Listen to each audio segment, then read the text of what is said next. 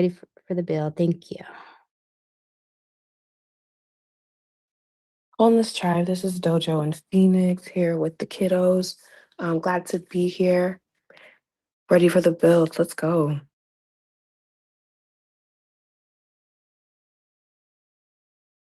I just got the two up, two down with the VA thing. I used to live there. Never heard that. That's awesome.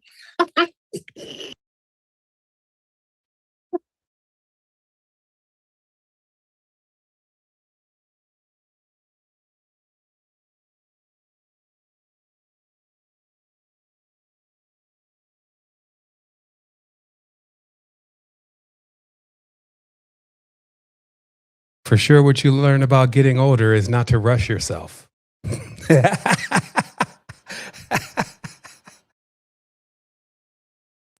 That part, because it doesn't work. It doesn't work. It never works. I can just remember when I was younger though, like it was always a rush. Like we was getting somewhere. You know what I mean? Now when you're older, it's like, yo, we'll get there. Let's gradually get there because the smoothness and the pace will be brilliant. So let me check it on YouTube real quick and see if everything connected there. Yep, I see something live over there. So that's shining. I'm gonna check. Oh, looks like Instagram won some today. So I'm gonna go ahead and click the go live button over there. That hasn't happened in a while. And yeah, so we are here for something beautiful as always, giving thanks to the tribe. I'm going to take a moment to set the line so that we don't have any interruptions. And then I'm going to come in and just do what I do. And that's be here with you, be here with the fantastic connection that we've already gained that is so strong. It pierces beyond all of these expectations, all of these doubts, all of these illusions. It just continues to shine. And it's not something that we have to ask permission for. It's something that already is. The connection of being unified, it just is. And it's only the body and the mind that at times thinks it's separate. And it is those separate thoughts that make it at times damageable. We'll put it like that. And say, if you believe in the body, then you can be damaged by anything that the body can be damaged by. And that actually also redundifies across all beliefs. And today we're going to demystify all beliefs. We're going to remove the mist from the mysticism. I'm going to shine bright today because I had to wear the sunglasses. As I said before, all of the lights. After a while, all of them lights, I want to keep my 2020 and a little bit beyond that on the vision. So I need to make sure I'm not burning out, my cornea just sitting under 5,000 Kelvin for 3 hours with intensity. And that's what I come to realize about what is different with what I'm doing here, especially when I start thinking about how I can't do a pre-recording. Like it's never worked for me. I'll be sitting there and I'll go into the thing and then there'll be a voice in my back of my head be like, yo, it's a trip that you're literally talking to people who are not even there. There's just a certain part of that it just already starts chipping at the truth in a way because now there's a little deception here. Keep going though, keep going. I'm like, but you interrupted my thought. I was like, okay, I'm gonna get the recording. I'm gonna try this again. I'm gonna go again, and I'll get to flowing. I'll get to going good, and then I'll start thinking of it again, and then I'll just give up. And I realize this because when I'm here, I know that I'm speaking to you, and it allows me to be able to fulfill what I always do when I talk, which is speak with my highest intentions. And what that does do though is it draws a lot of my actual physical energy. Like when you just imagine like you're just going in. That's why I believe like these guys like Hitler or whatever, they took the drugs and they stayed on like some kind of stimulant all the time to be able to because really, unless you don't really mean what you're saying, there's so much essence that's coming out of you. And obviously that gets balanced because when I also show up in these spaces, even if I'm not feeling as well for that day or that energy or whatever, it already instantly perks me up. I always get like excited, like it's the first day all over again. And then I even wonder why I don't do this every day. And then I'm reminded staying under the lights every day, or obviously ignoring a lot of my responsibilities is not going to cut it either, right? So I balance out everything in life and in existence to make sure that I continue to grow, right? Because at the end of the day, and this is just some of the simple stuff that we'll start with before we start getting into existence's complexities, is just the fact that even if we looked at ourselves from coming from our mother's womb, then growing up as a child, then an adult, right? Then getting older, we would have to know from that pattern alone and many other patterns that we see in nature that we're going to keep going. Like your next life existence is this is going to be the preliminary of it. I'm going to make it real clear next in a moment here how you do go into the air, the spiritual state, and there's an existence there, and the journey continues. But it's just that awareness that this is not the end by far. There may be just that one moment that's almost like sometime a needle. When you got to go to the doctor and the needle's going to hurt, and then you hit it and they get the blood, it's over with. I think death is pretty much that. And then it starts again, something new, the next level. And that's the way existence is designed. And of course, there's going to be things all around trying to hold you back. I'm going to be showing you the source of that today because it's really just you. And in reality, though, when you really see how all this is designed, man, there's no multi-level role-playing game, total immersion, virtual reality, AI, anything that can come anywhere near close to it. Like we are just beginning and yet to discover the full magnitude. And also brings me to the disclaimer of the day, which is don't let them, we'll just put the quotes there, take away the real spiritual essence of how this reality is put together. All the mysticism, the metaphysics, and all this kind of stuff, the magical side of things. They've pretty much rigged all of those words that I just said. But what I'm saying is that we sometimes call it the spooky, if you may. Like there is a spooky at a distance for sure that we call that even the greater mysteries, if you may, that if you gain those, being able to interpret what is happening in these lesser mystery matrices, it's just like, it's so easy. And so, however, if you adapt a lesser mystery stage of thought and language and expression, etc., then it will lock you out of understanding the greater mysteries. All right. So this is what we're also dealing with here, is that we have a people that express themselves through the spiritual animus of reality. And we also have those who only use pure logic to try to comprehend what it is that they're experiencing. And these two see the world in two totally different ways. It's a fact of how it all is put together. Okay. So before I also go on, I'm going to celebrate what is already done. And that is the unity.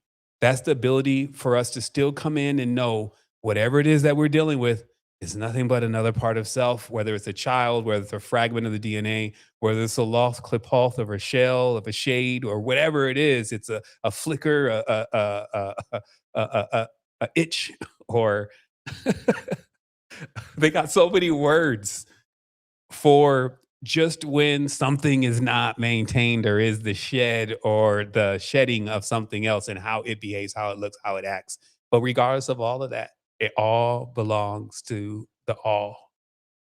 You cannot give anything to the all. Where would you get it? Nor can you take anything away from the all. Where would you put it? Right. So those are the old blog talk radio statements that still they're like Bushido blades, big lightsaber into the whole thing to let you still wake up to realize it's whenever you're ready. But we'll always keep and make sure that this transmission of this full bandwidth unity is going on while you're still in your divisions, right? Wholeness. So let's move through this, again, very smoothly. The title of the show today was God Simulation. So let me just explain that a little bit. Because in the coding, for me, it's just easy to see everything in the coding because the program and the word still remains intact because it's what is programming the minds. And so in reality, even when you use terms like simulation, you will automatically go to the core of that word, which is sim. And you would see words like Semites and even Simeon all actually play a role in the construct of what that is actually saying to you, the simulation. Okay. And so, in many ways, the simulation for sure has to have a code and it has to have a program because it is a simulation. We've learned that in technology when we boot up these VR environments, there's a code back there. And so, in this way, when you adapt a code or a language, you adapt a simulation. As I was saying to everyone on the last Tri-Fives we were together, I mentioned how the God is the group of people. The God is the people. It's not a separate character. It is the people who believe in it in the sum total of those people. And so if those people start to become divided, then the God becomes divided. And then if they also start, the God dog starts chasing its tail because the whole thing is backwards, then it ends up in this infinite recursion where it just degrades upon itself, doing things that it thinks that God wants while feeding its own bankrupt ideals. You see what I mean? And this is like a grind down samsara. Sorry it happened to you kind of projection. See what I mean? And so you can decode these things and still realize that when the masters move in, they move in with the languages on the Semites or those in the simulators, because that is what's going to allow them to adapt to a program. And that could be an involution, evolution, whatever kind of illusion. It could be a delusion. It could be all of those when that happens, because that's more of like a potion. You see what I mean? And this is now you got to mix up the alchemy. You got to mix up the chemistry. Look at our bodies. It's all these liquids, right? An ode to the goddess of the liquids. that's the greater mysteries, if you may. See what I mean? So as I keep going through the space, I always am learning something and refining something because that's what my existence is doing naturally. It's doing alchemy. My body can literally take this crazy piece of matter that I'm about to put into a cheeseburger, whatever, and just totally turn that into energy. You know, it may not be the highest quality liquids and energy, but it knows how to do its job. And so we all have to take a closer look at what's really going on and not get distracted, if you may, by what's happening in the external. And I mentioned again the word distraction, but the new word today is actually expectation. Okay? Expectation. And we'll begin here. And I'll zoom in a little bit. And it's because what's at the computer? And I don't know if I just felt like I had stumbled upon it all. And I just kept checking back and forth inside of my mind, like, are you serious that you really are trying to hinge all of the scenarios that be going on one thing? And I was like, yo, show me something that's outside of this. Show me something that's outside of expectations being always the real, like, okay, now this is getting dangerous. Okay, now we have a problem. You see what I mean? Like expectations, how that didn't always like center into something like that, right? And then we just start unfolding it all, like how we have this expectation of others. It could begin with the people that are around us. And then we start to task them with these expectations. And when we don't see from them what we expect to see from them, it puts us in a negative mood. We look at ourselves and we expect so much from ourselves. This is healthy. Internal expectations are, to me, it's not even called expectation, right? Just like it's called expectation or something. ES, not EX, right? But that internal, it will always get you to where you need to go. But it's the external that when the moment that you had expectations, whether it was from the president, from the government, from whoever, the husband, the wife, the kid, this is when the trouble started. The expectation that we have from these external things. So I started looking at it. I looked at the word itself because that's what I'm saying. It's all in the words. X, which means outside. EX means outside. So even X.com or anyone who wants to adapt X or 10, like Dr. Monroe said, you go through you're moving out of the 10. right? That's the X. It's the out. These are like how when it comes into the Greek, because all the languages are the codes, right? And if you know all the languages because you have the master code, then you're able to connect all of the Kabbalahs, if you may, or the cables, CBL, the front and the back, alpha and the Z, right? You're able to connect the cable if you have this knowledge. So the word expect just simply means looking out, as specter or the spectare means to look. So look out. So when you're looking outside, this begins the dangers. And while there is wisdom outside, which we call the lesser mysteries, it is still important to realize that the real pattern here, the real archetypical pattern, and let me kind of get myself on the screen here and let me kind of shrink some of the images here. But the real archetypical pattern here is simply being, give me 1 second here. Nice. This. Inside through protective phases. Okay? This is not a which one is good and which one is bad conversation. These are modes. This is realm dynamics, and this is how it works. And there's going to be an ebb and a flow to all of this. There's going to be things that are more premium. There's going to or prime to do. There's going to be other things that are just going to be not beneficial at all. Let me drop my layer real quick here.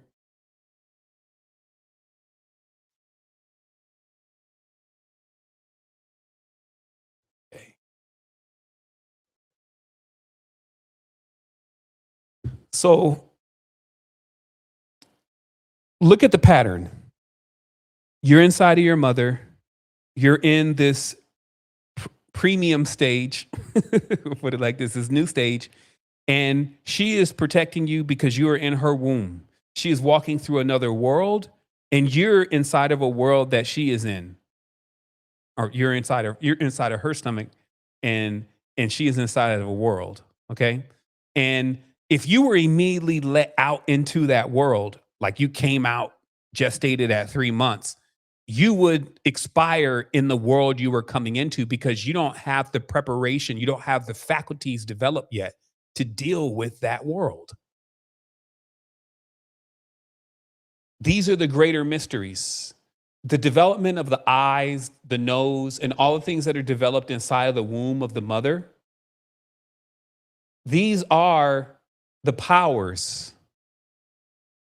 And if you don't develop completely and you go into another world, you don't have the power to sustain yourself in that world. So this is exactly what's happening here, is that we're in another gestation phase, growing and developing something to eventually come outside of this envelope. And when we come outside this envelope, it will be more vast. It will be more senses, if you may, more potential, more possibilities. But this will also increase the dangers. So thus you would have to have graduated the God program or the God simulation, where you either become a God and beyond, or you actually become a servant of God. And in the aspects of how the gods changed, when you're a servant of God, you will be sacrificed to the God.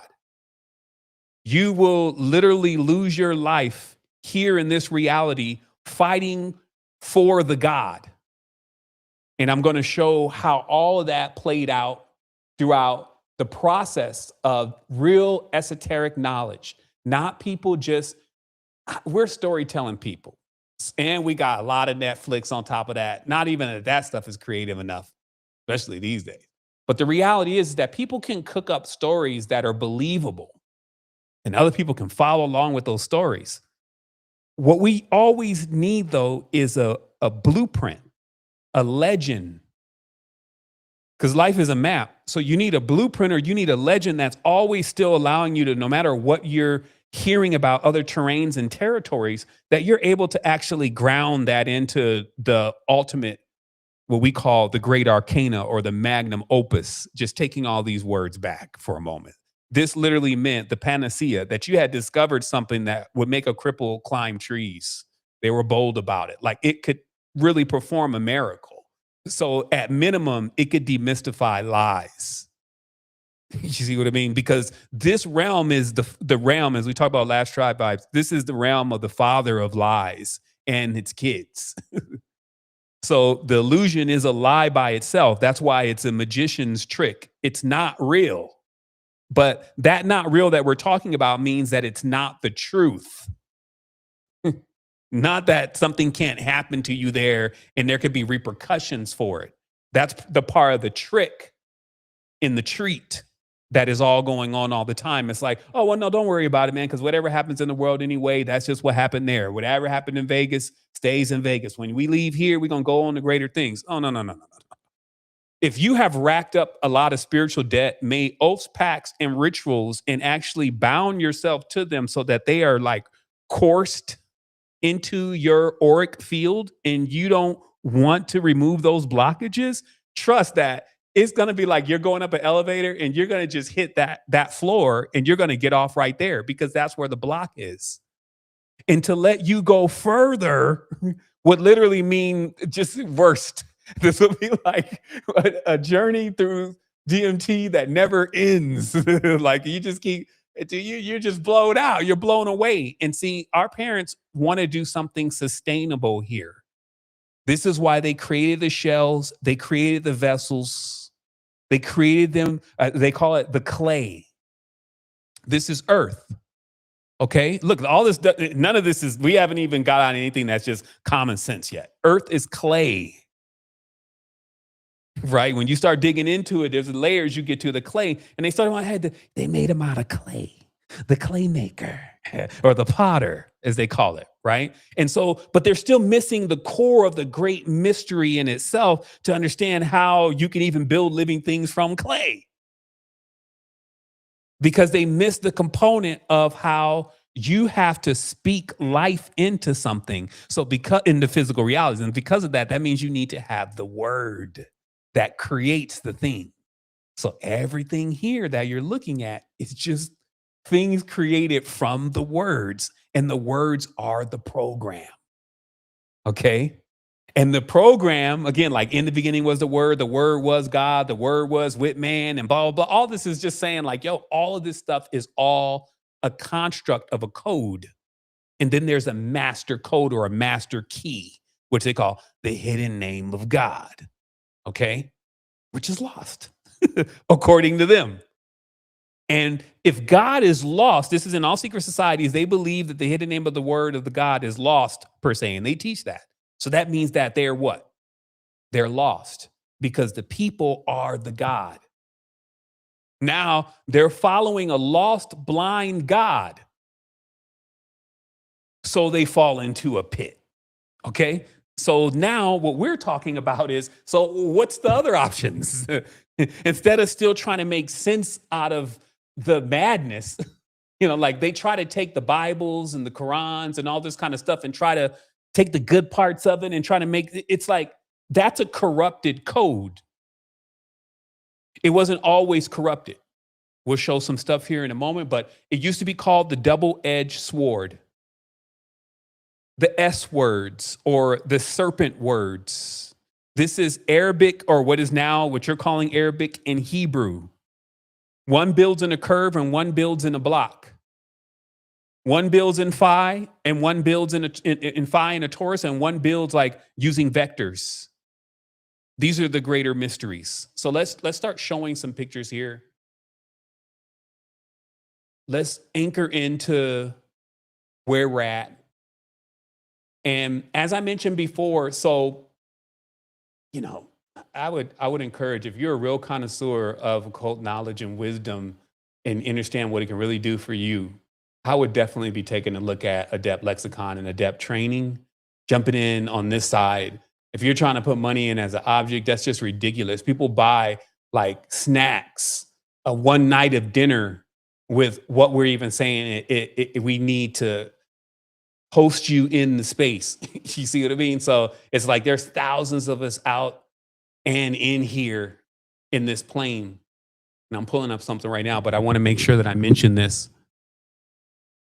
And the level of support is just ridiculous. Like we gotta get it up. Like, even if you're there in the chat right now, sometimes you gotta take a moment. Hey, can you hit the like button? Because it's supposed to get things farther. Hey, can you make a contribution? Because it does take time, it does take energy. Hey, can you, so it's constant instruction, right? But we need to be able to move on our own volition. Really do look closely and see that the proof of wisdom is in the people that it produces, and also what one produces from the wisdom.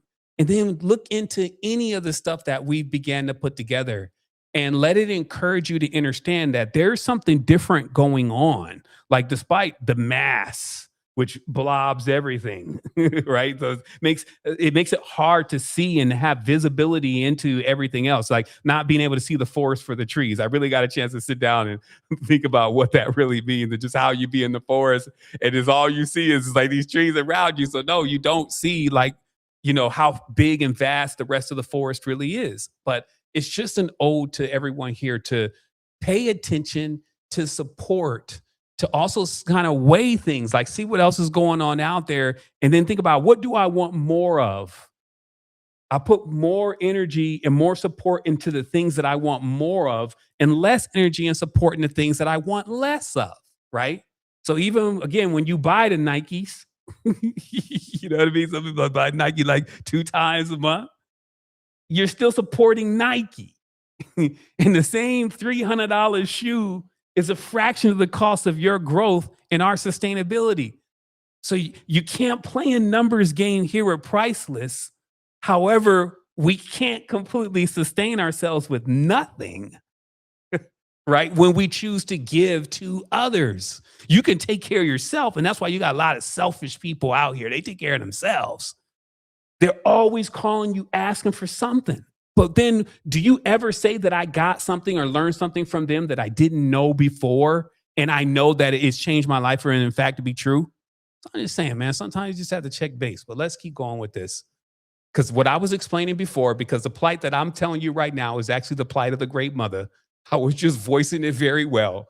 The voice that the great mother doesn't get anywhere near, and doesn't actually even like, it's like when we always were like, well, wanting credit and all that. That's not even how the great mother flows. Let me just turn this on real quick here.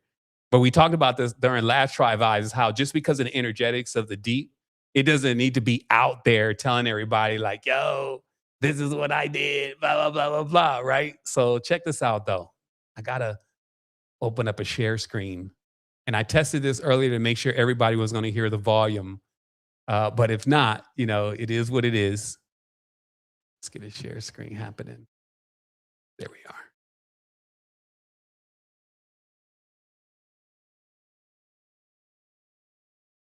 Okay. So in the beginning, we need to understand, once again, or the world needs to understand, we already totally get it, that there was nothing else but the great mother. Okay. So I'm going to show you a little clip here to explain also to those who are like the most fiery right now. They're not light, they're fire. This is a different kind of thing, right? And you'll learn that here in a moment when we talk about classifications of beings.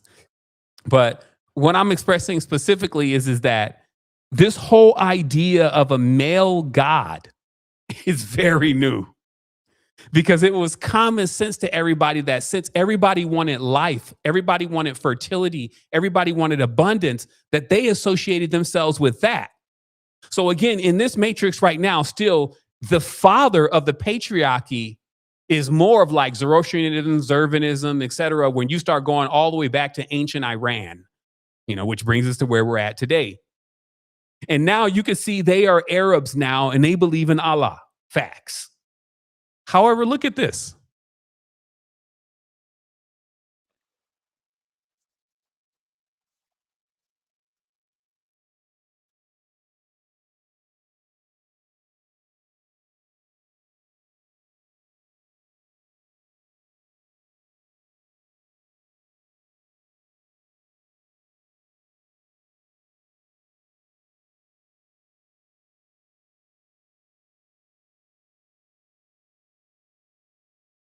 Pause it a minute.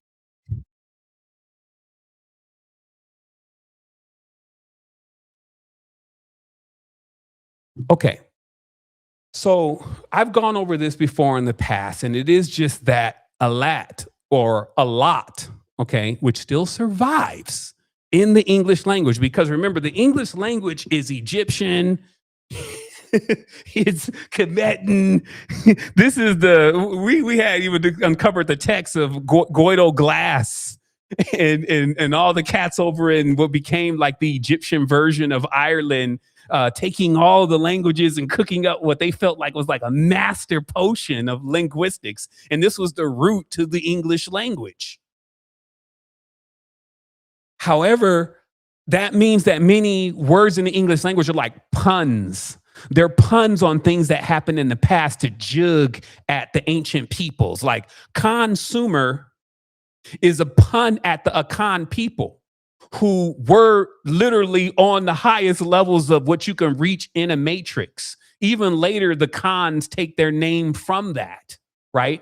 And Sumer was their original place, which is right next to Egypt, where they were thriving at. So when they call them consumers today, they're just like, yo, we turn all those Semites into consumers. That's their magic. Okay, that's why week means Wicca or witchcraft, where there are 7 gods for 7 different days or deities, and people worship them in a circle or a ritual and are bounded by time to lose their energy in a week, in a days.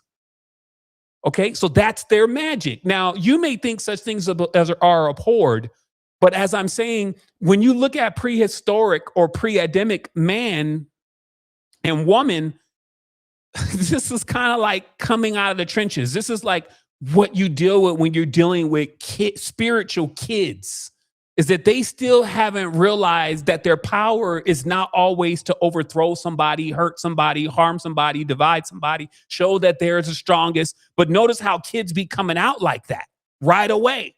Unless they're trained, they immediately want to dominate. Okay? So it wasn't any peace.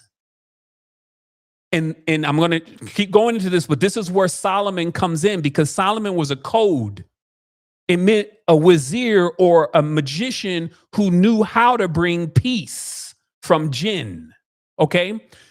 This is why the word Solomon is the word salam or shalom. SLM. Okay?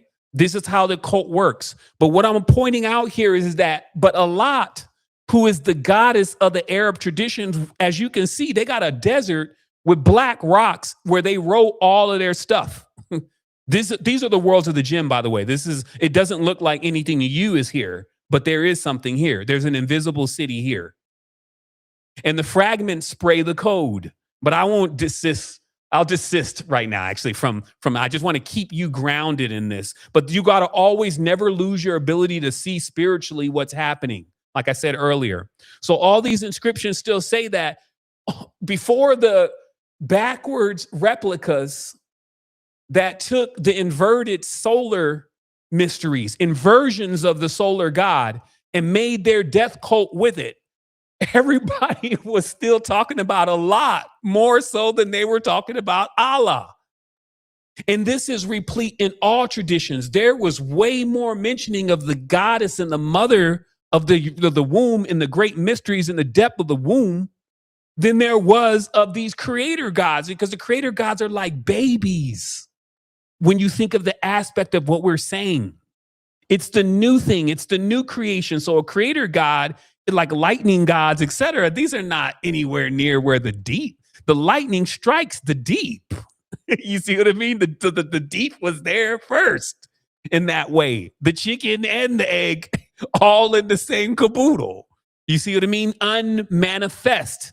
And I will say, the symbol for unmanifest in the occultism is actually a worm. You know how they be showing those maggots on the scary movies? But moving through black, rich earth. Okay, that's a symbol. Oh, wait. We got a sound out scenario. 1 second. Let me see what Sean is saying. The sound is out on the YouTube side during video play, so we made the transition. Okay, good. Okay, so great. Sorry about that, YouTube, but hey, we tried to check it to make sure it works, but you got the rest of the text on this, is that We were showing and elaborating from this video, which is called Who Was Allah Before Islam by Religion for Breakfast, where they had that segment in that clip. Thank you, Sean, for patching that up. And so what we're talking about then is we're saying that things have morphed and changed into something new, and it beget what we're living in now. But before then, there was the great mothers. And the reason why I like to center it into Alat, because her only other counterpart is Eve then, right? Because that gets you now the Christian or the Judaic tradition where Hawa or Eve is the cognate of the female. And her name, as you use it today, is actually still the root of the word evening or nighttime or darkness. But then there became this thing that evening, nighttime, and darkness is scary. No telling what can happen there. And that actually picks me up on my train of thought. So the deep is grandmother's house. You got to be very careful moving through the deep. There are things unknown, period. So it's like, if you don't have no business being there, then you should not be there. If you have not been invited, then you do not go. All those kind of things that grandma, don't sit in my couch, don't talk before you've been talking to, all that exists within the greater mysteries, because the greater mysteries is out of play clown world where you say whatever you want. You don't really mean it.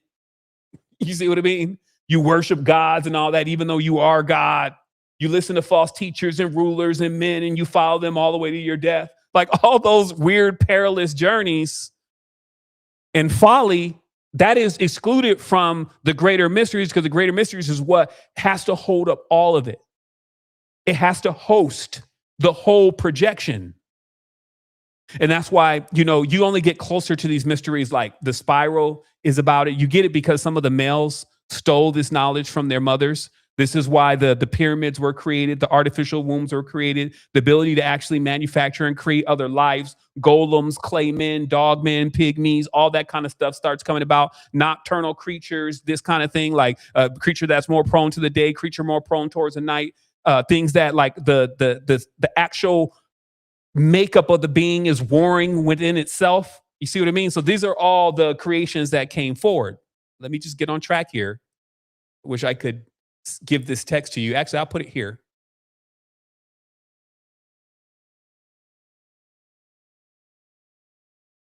Take you through the linguistic side. Okay, so the world, right? Or the whirl. This is the spiral force, where the nature or the netter, which is the great mother. This is the concept of monotheism at its truest height, but now it's corrupted. Because in nature, the netter, all the entities, all are still within the great mother and accessible to the great mother through instinct. They are literally tied into the great all there is, right? They don't speak the language of men. Because when you start speaking the language or the program of men and jinn, I should actually put jinn first. When you start speaking the language of the jinns, you become an inhabitant of the language of the jinn. That's how powerful the words are. That's what a sharif knows. That's what a wazir knows, which is the root to our word sheriff, which is the one whose dominion. The sheriff's job is to do what? To keep peace. From who? The criminals. What is going on with the criminals? They're possessed.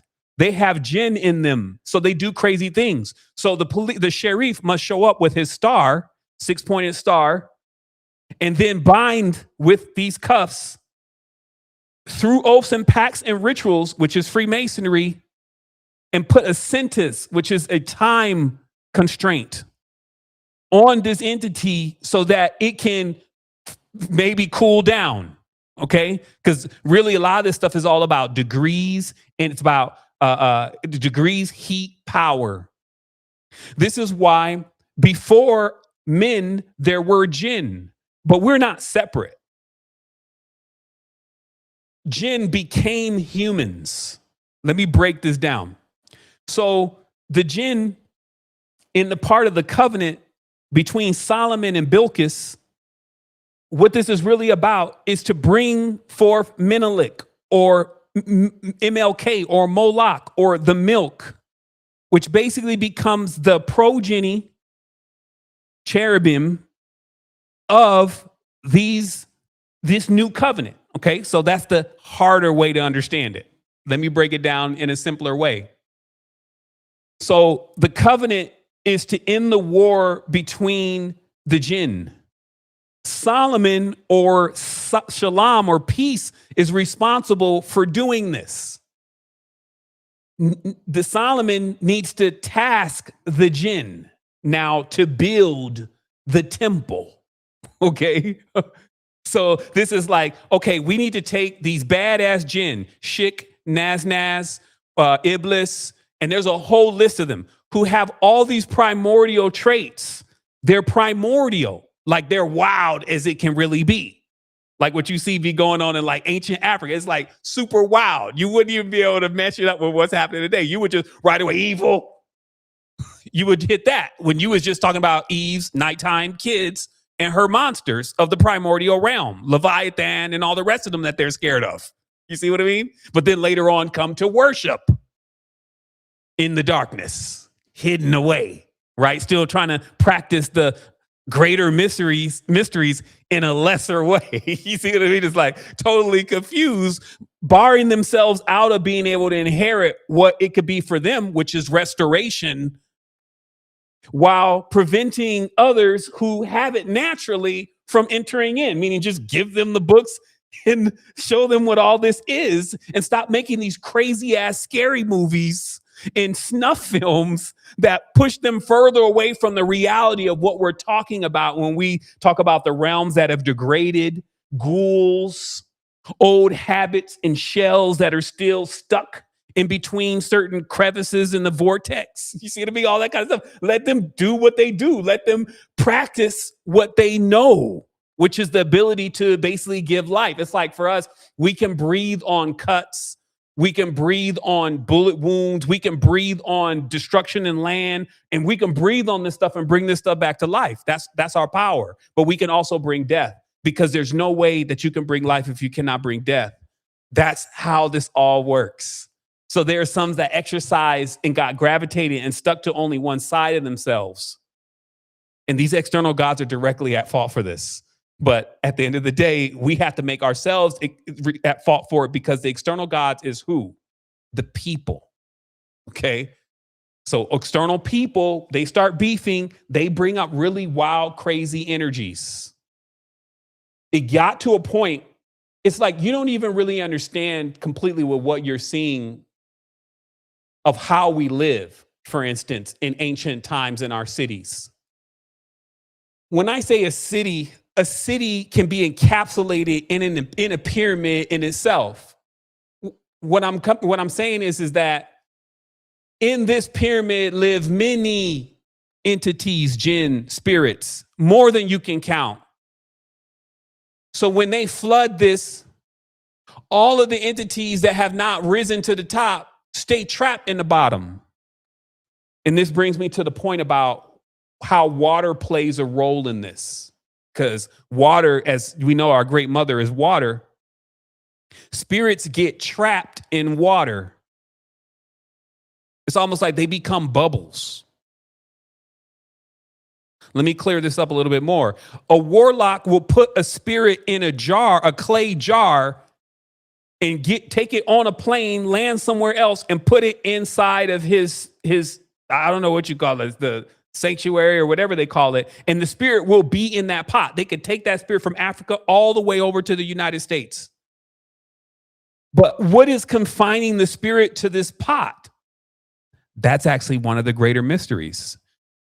Spirits, quote unquote, especially with different classifications, actually remain somewhat confined to the domain of water. That's why they were seen like fish.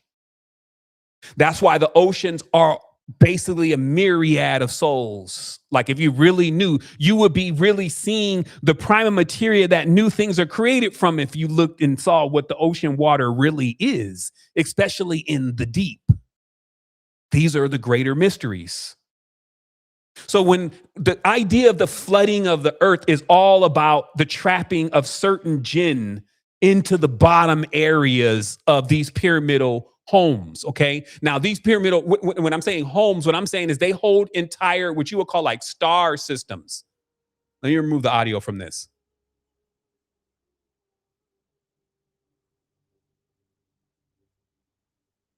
One second longer.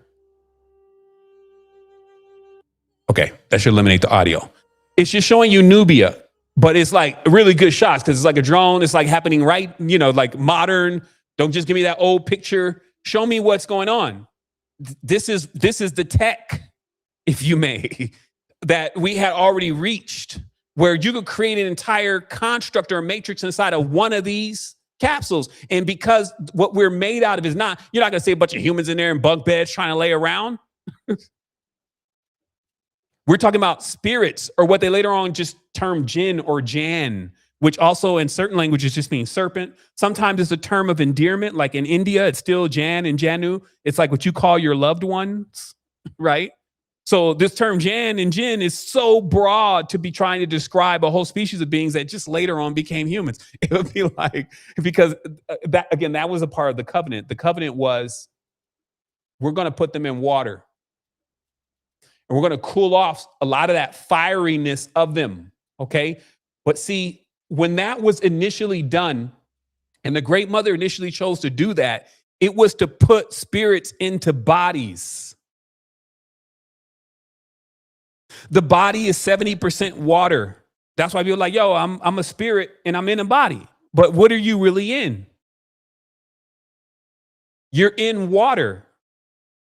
You're in the same thing right now. Like you're breathing water right now, just at a certain precipitation. That way we turn on a dehumidifier. It's going to pull water out of the air because we're cooling down the jinn, because that was a part of the covenant.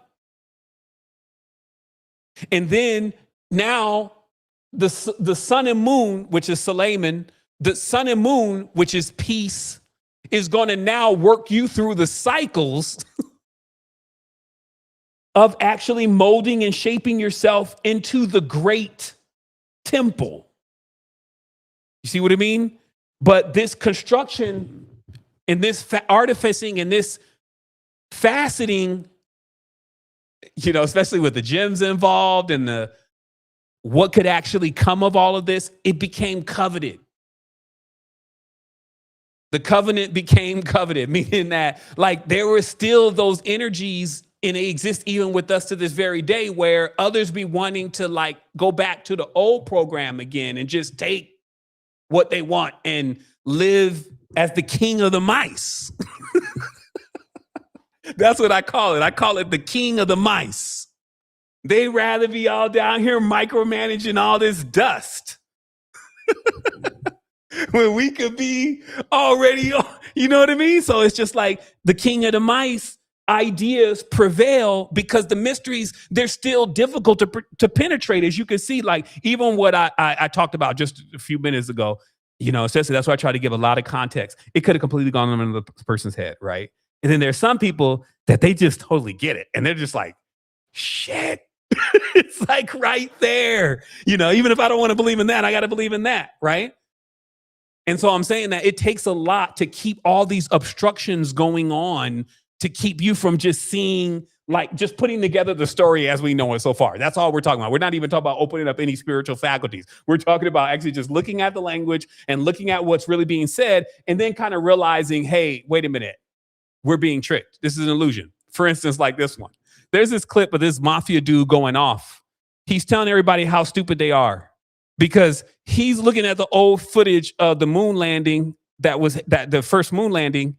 And the first shot is from a camera that is literally filming the guy coming off and way out. But who's holding the camera?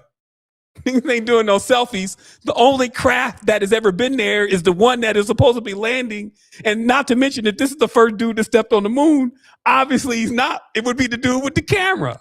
But just the reality that we're so brainwashed that we haven't even looked at that first thing. That to me is a pattern. This is how the trickster works. It's like a sleight of hand. It's like a little illusional kind of thing where they distract you on that first moment. And then once you agree to that first thing, now everything else you can't see. And we got to realize it's about how our beings are designed, because that's what the training here is about. It's like, yo, remember that about yourself, that if you miss that first thing, the whole thing can mess up.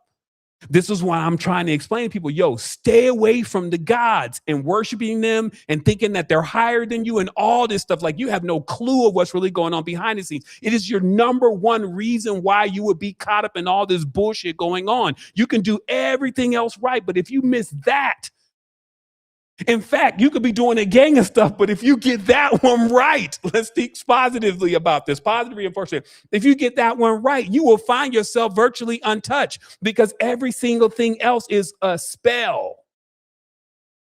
It's an alpha and a Z. It has a termination point to it. It has a beginning and an end.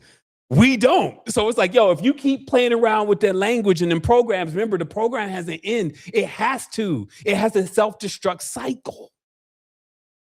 So don't wait to escape the self-destruct cycle. Is to come out of the program, to go beyond the language, which is literally going beyond the cube. Because as we've so proficiently shown and discovered, that the linguistic system in itself is built on these kind of mechanics of like a Rubik's Cube, right? And we've gone over this time and time again. And, I'll just dance through this real quick, right? So it's like just understanding that the wavelengths of development, which we're talking about today, Jinn, Naz, Waz, Shik, all of the rest of the entities from they call them the inhabitants of the throne, right? All those are different energies sitting on to different vibratory spectrums.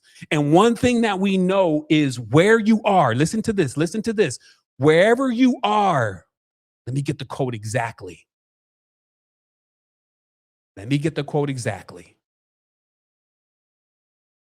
Oh, wow. I'm going through the notes. I'm like, yo, you just blowing past everything. Yo, you got to go back.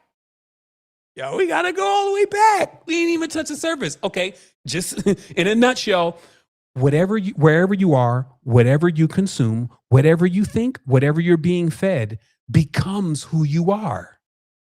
So remember, life's existences are infinite. So let's just know, if you're born in a certain place, you're going to act a certain way. If you eat a certain food, you're going to be a certain kind of thing, right? We all know this, right? So if I put you somewhere for 20 years, like in darkness, shit's gonna be crazy with you than everybody else that's been in the light. Or if I put you in another country or in a jungle. So what are we saying? We're saying that the Great Mother's faculties, these are all these spaces and all these domains, are really what is molding. It's like where you stay, what you eat, what kind of lifestyle you live, the pattern that you go down, that's molding what you're becoming. So when you're letting something else do that, per se, like external gods, there's no telling what you will become. But when you set into your own seat in your own consciousness and you dial into what all there is, that's when you start this acceleration of actually molding yourself into what it is that you truly want to become. And the reason why you know what you want to become is because you know what you don't want to become. You know what you don't want to be, what you don't want to experience. You don't want to experience pain. You don't want to experience betrayal. You don't want to experience none of those things. Wow. I'm glad we got that lined out. I'm glad you're not just only knowing one side of that, and now you're knowing, the other. So now you can create a perfect dream. You can create a perfect dream, a dream that we all will want to inhabit. Not a dream where you're just the only one lording and mastering over everybody and everything, but a dream where you removed all of that. And if we look here, as I'm explaining, so across these realms, frequencies, and domains and dimensions, from the infrared, which are the demons, if you may, that's a very general term, because it's like the deep in the earth with the infrared. As we know, the sun's light becomes infrared and pierces all the way in the caves. Okay, so the deep is pierced with infrared. So everything there sees infrared. Cats see infrared.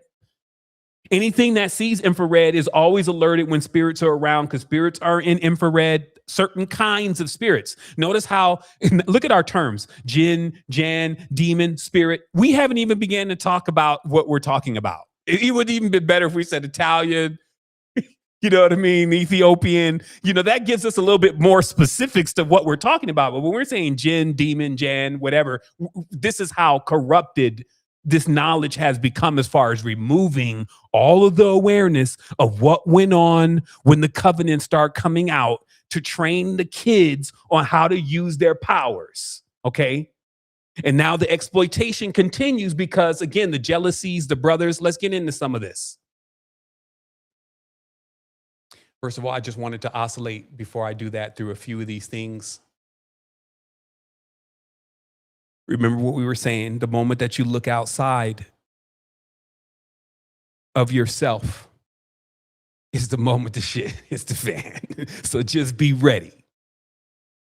And the whole model of the design of all of these worlds is like that of an eyeball. That's why they show you even in the tool video, right now the piece is fit.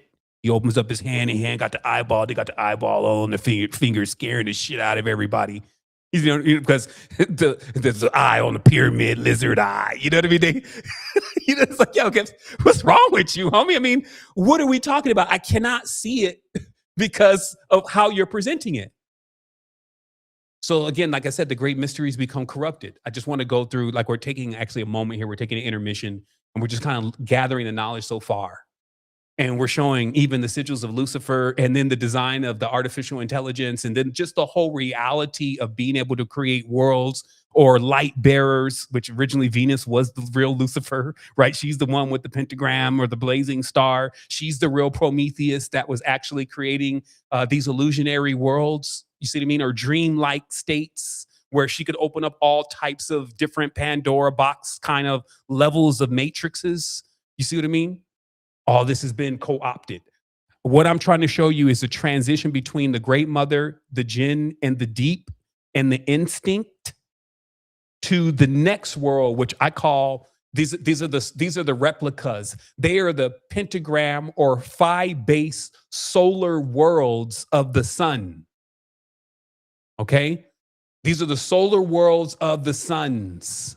This is the Solomon Shalom peace from chaos mode, okay? Because remember, they saw the mother in Leviathan as chaos. And they try to mix these concepts, mix these theories. We need to bring order out of chaos. We need to actually get these jinn to do some building. That's why Freemason was the name of the jinn that were building the temples. So it's like trying to put stuff in order and trying to, well, let me just get it all in here. Give me 1 second. Let me get my anchor in.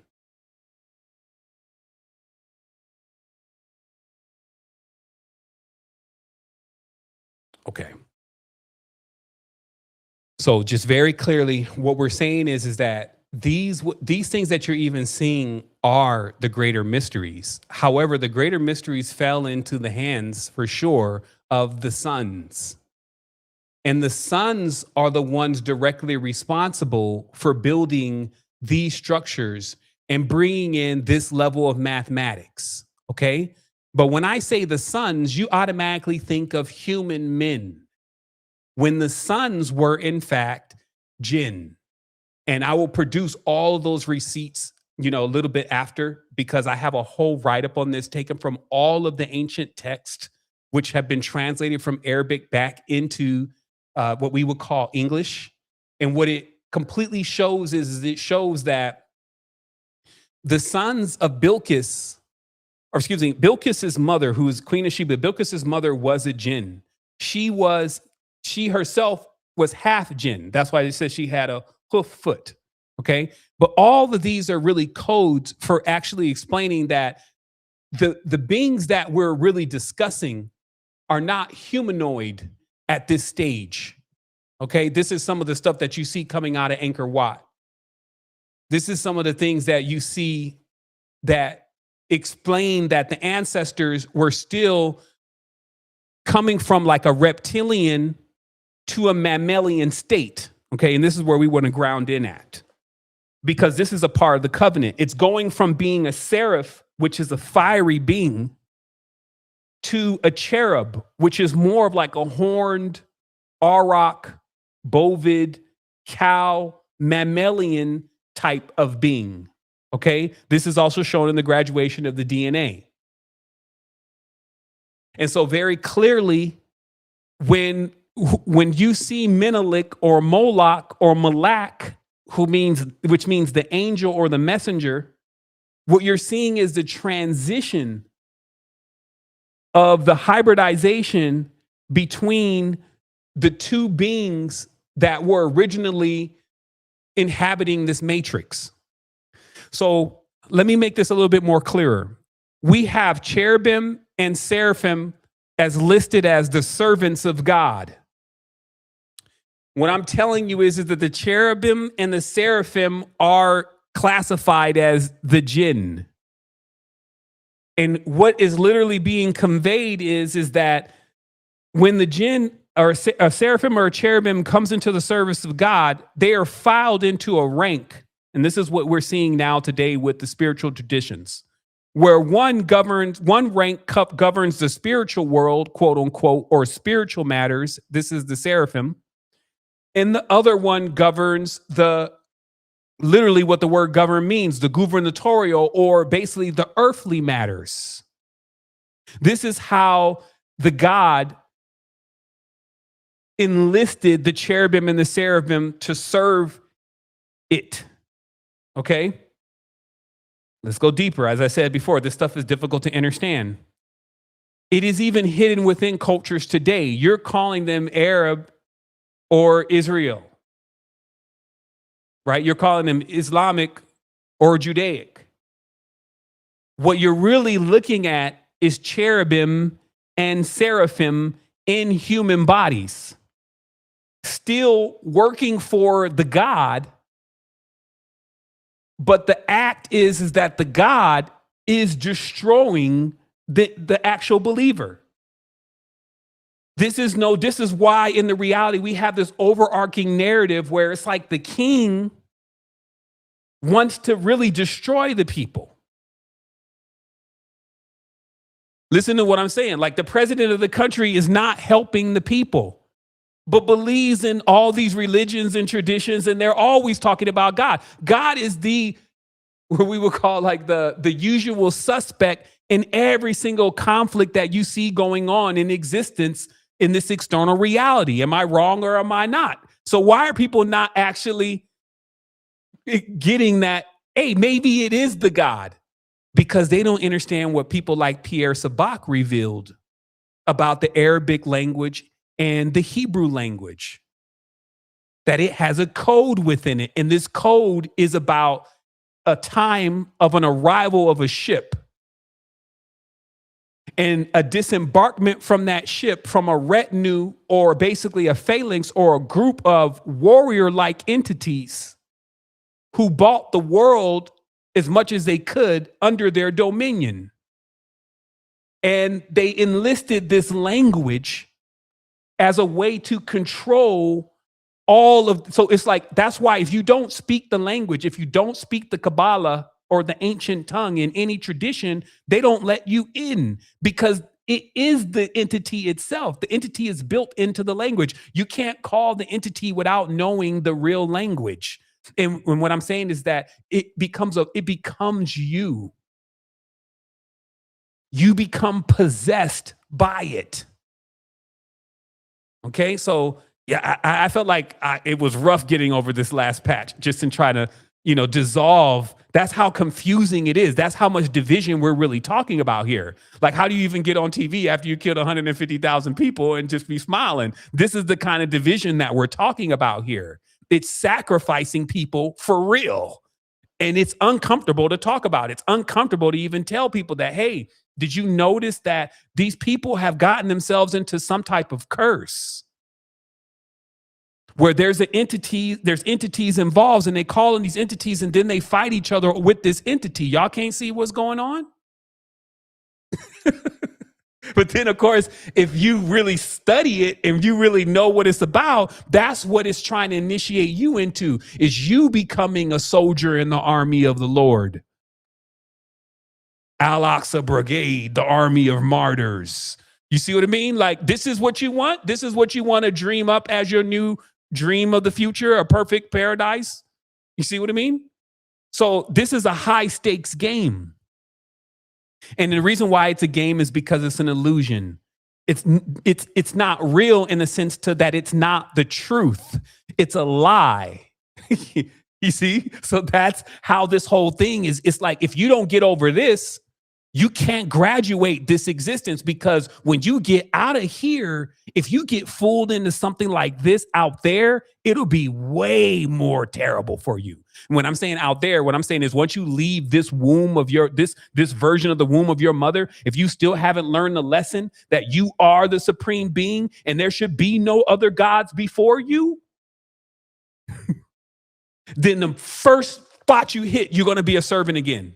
Oh yeah. You're like, oh shit, you're magnificent. It's like, yes, I am. It's like some of these people act. You tell them they're nice, to how well they sing. They don't even say thank you anymore. Yep, I'm smart. Yep, I know I'm the best.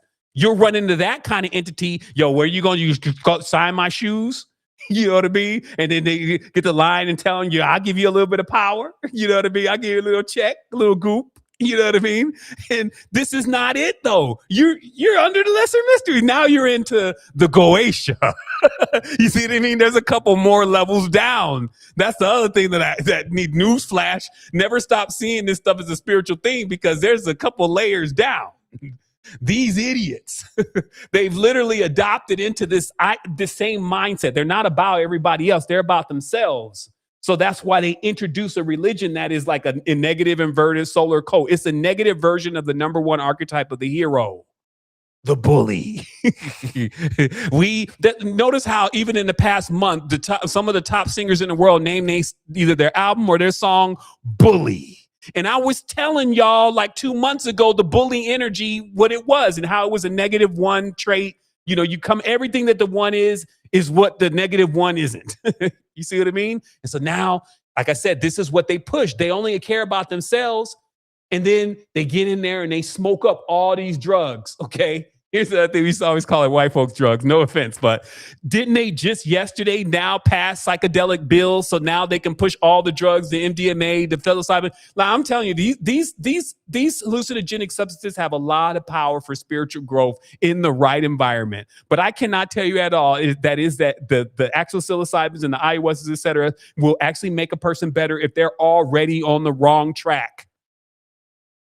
It makes them worse. They start virtue signaling, imagine they know everything, holding ceremonies, acting like they're gods over everybody and that they know the truth. I be seeing it all. It goes on so much here in Costa Rica, but they mad at me because I don't want to hang out. So this is what some of those old books, like I think they called it Transformation or Transformation or something like this. These are the old books. These are like before Bob Lazar and all of this. These are the books about how CIA MK Ultra really works and how it had been working with younger girls and models and all this stuff before y'all heard about Einstein. And it's that these people, they get on these drugs like K-hole, the K, right? Shit, I didn't say that on purpose. But a K-hole, a person loses all control of all their faculties. How do we know that there's not spiritual defenses that our mother built in? No different than a lot of the other stuff that we had built in our body, like why we can't hold our breath until we die. We will pass out and the body will take over. That's something the great mother built in. Those are instincts. But on a K-hole, it could be a psychological like a psycho-spiritual chemical hack. I'm not saying it is. I'm not saying that it isn't. But I think that all gateway drugs actually are. That if the person doesn't have the ability to snap to attention because the police pulled up when they get drunk, they definitely don't have the ability to come out of a K-hole when a demon shows up. And the next thing you know, well, actually, no offense to the demons, we don't know what's really going to show up. We'll leave it unnamed. But when they be hanging out in their non-astral hygiene crevice, not taking a shower for 8 or 9 months, which is a part of the ritual, to never take showers like Kodak Black, until pretty soon the entity is like, you smell good. This is your king? But remember, this is all of them. That's what's been discovered. Is like, yo, when we were over there ranting and raving about OTO, Golden Dawn, what does they call it? Ashtar Command. You know, they was throwing that's why they don't like me. To finally get to the point where they realize these people destroy everything. They destroy our whole spiritual community. Niggas is reduced to selling tobacco at this stage. And doing WWF matches with spiritual leaders. Like, it's ridiculous. We're completely off of the great arcanum. Cass is just making stuff up based on a smash up between Apple TV and Elder Scrolls. Like, whatever it is, like, as long as it's entertaining and it has a crazy ass thumbnail on it with a dude looking completely surprised and just says hate, death, the end, eat human, kill, whatever, that gets the clicks. We still on 24,000 views somewhere now on that last video, and I thought we had delivered. So it ain't fair for the simple fact that nothing here is really balanced. We're not the majority. So what you're seeing is normal. When you start seeing this kind of stuff, now this is abnormal, meaning us. And that's why I'm so excited. Because I'm like, yo, how you get out? Yo, something must be going on with you, homie. This is the most fascinating thing. Imagine you literally have billions of beings out here and don't even really see the obvious. And somehow you seeing it, something's going on. That's how you should be talking to yourself. Something's going on with you. Something is looking out for you. It's allowing you to see this. Boy, he looked like that goat. Like, how are you going to make two different images and not assume that they're actually the same when it is that same Billy Goat ass wheat cherubim? Remember, so the cherubim degrade. This is every single species has the degradation. So you could be coming out there strutting as big ass Auroch. You know what I mean? Those are the ancient masters, the big Auroch, big Bovid. Those are what you see the Iranian statues where they got the big horns that came from their mother. You see what I mean? But an Auroch is not a goat. They are goats. So what this means is that they've degraded so far down the DNA chain that they've become completely domesticated soul. Because it's the soul force. You know, it's a goat. There's goats. There's sheep. Man, I'm telling you, I could break this whole thing apart. And I heard a lot of folks feeling with the curly Greek hair, not really understanding that their parents and fawns and satyrs and all that really do. Actually, I got books that show all this, show the development of how a human soul, when taking on the mammalian form, will then actually start graduating more out into features until finally it's like a size 3. You know, it's got the Anglo nose and the light eyes, but then it literally came from Schick, meaning literally came from a creature that looked so diabolical because it was obtuse and off of a Euclidean geometry that nobody would be wanting to sup with it, respect it, be around it, or do anything with it. You see what I mean? So that's what I was saying. The reality has constantly shaped and molded us to what we're becoming. So we got to step in. We got people that they deny who they are. They deny what they know. At the highest levels, you deny that you are a God. When you let another one, you worship another one. You see what I mean? So that's what I mean by disarm. These are like sleights of hand. You see what I mean? And then show you, yo, they will break it down to you. They created a whole damn construct around this. They are active. That's what they do in Hollywood. This is what they do when you can project and control the vision. And then you have the language, you have all of the strings. Can't be trying to find Bambata in this. Bambata! Meaning that, yo, from the time they were showing you the Conan or the Canaan with the James Earl Jones morphing as a snake, what they're really showing you, this is the brotherhoods right here. This is the beef. But Conan is not the good one. Canaan is not the good one. CNN is not the good one. They're vying for human souls. They will send a cat to die and not even pay his family. They are betrayers. They are double crossers. They are like pirates on the spiritual plane. They cast nets to trap souls. So now it's time to understand what our ancestors are telling us. Y'all gonna have to leap the hebdomad. That means you have to leap all 9 gods, the 7 and the 9 gods, or the 1 and the 0 and the basically that there's two hidden gods. They're the black god and the white god. And then in between, the 7 other gods are the color spectrum. Then on the end, the black and the white. And then the true color is not a color. It's called clear. We used to call that clear face. It's like while y'all still playing the color game, we on clear face, vast face. That was too early for them, though. We had to regress. So what I'm getting at here, we're coming out of the intermission. As I said before, you start getting these masculine, solar, but inverted cults. And then it eventually, see, the thing is here is that you got to remember, and because, with all respect, because I want to be very respectful, because I know there are masters at this art. Like, I want to send some respect to my brother, Infandishi Juddums, right? Because it's energy that really controls who and what you are and what you do with this power. So there are masters here that know about this power that are great men and women. But there is a vast majority of corrupted beings. And I wanted to make it very, very clear that the problem is that the moment that they move the great mother out of her position, maybe it didn't get all bad right away, but it left us all vulnerable.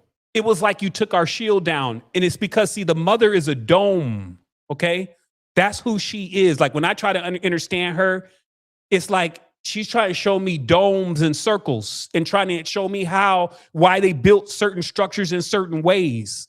And that basically that she is a shield. And they remove her shield from themselves, her protection, her position. And when they did that, their first empires, they may be like fantastic, especially when they commission the spirits or the jinn or the people to build the pyramids.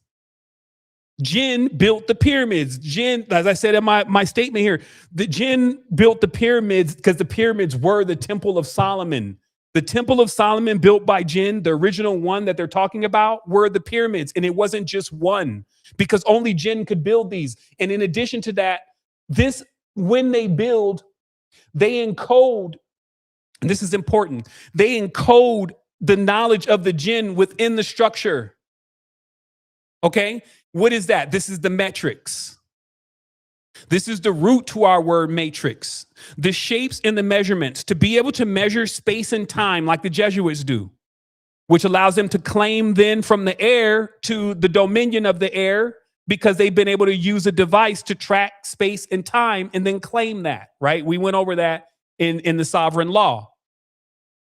But what we're specifically discussing here is we're saying that the metrics is the weights and the measurements themselves. That's why they're so important. That's why there's an imperial system and then there's the metric system, meaning that we even have 2 different measurement systems from these 2 beefing brothers, because they cannot measure things the same way because they cannot agree. That's why one measures things based on the body. Like, oh, this is how long my arm is. They're like, but your arm's a little shorter than mine, so we're going to change this up because it ain't accurate. You know what I mean? So this is what we're literally talking about. I want you to really understand. You have two negative masculine forces fighting, but still so powerful that they become the god of everybody else. Because cats is so destitute and always trying to hurt somebody with their god that they're willing to actually omit every other thing else that they read about what was the pact about, what they would have to give and what they would have to commit if they were going to receive all of this. And it's all mental. This is what I mean by, like, you can get scarred up mentally here in the matrix and end up twisted off in another world that you dreamed up and created because you adapted into their limited program. So you got to expand. You got to expand the geometry. So what we're talking about is we're talking about tetra, grams, and tons, metrics. We're talking about measurements, weights, beats, wavelengths, beats, far lengths. We're talking about spirals. We're talking about 0 point. We're talking about defying gravity. Okay? The jinn defy gravity. They don't have the same, and see, and what I need you to understand, that's why I'm using the default term, is that this thing that they're calling spirit inside of you was also called jinn. This is why one is one, and then, like I said, you got the external seraphim and cherubims, literally depicted as nations in the world serving two different gods, but you also have inside, actually, they're serving the same God that is the same. We call him the Bible, Tubal. He is Tubal Cain. So they're caught up in that matrix, that program, so they can't realize that they actually have seraphim and cherubim inside of them. You have snake for sure. Any cat that's talking about they don't have snake in their DNA, you're in denial. You have no idea what is going on under the microscope then. You need to check yourself. Even before they build any other new genomes that they put together today, they always start with the base molecule, base zygote, reptilian. These are the predecessors. These are the building blocks.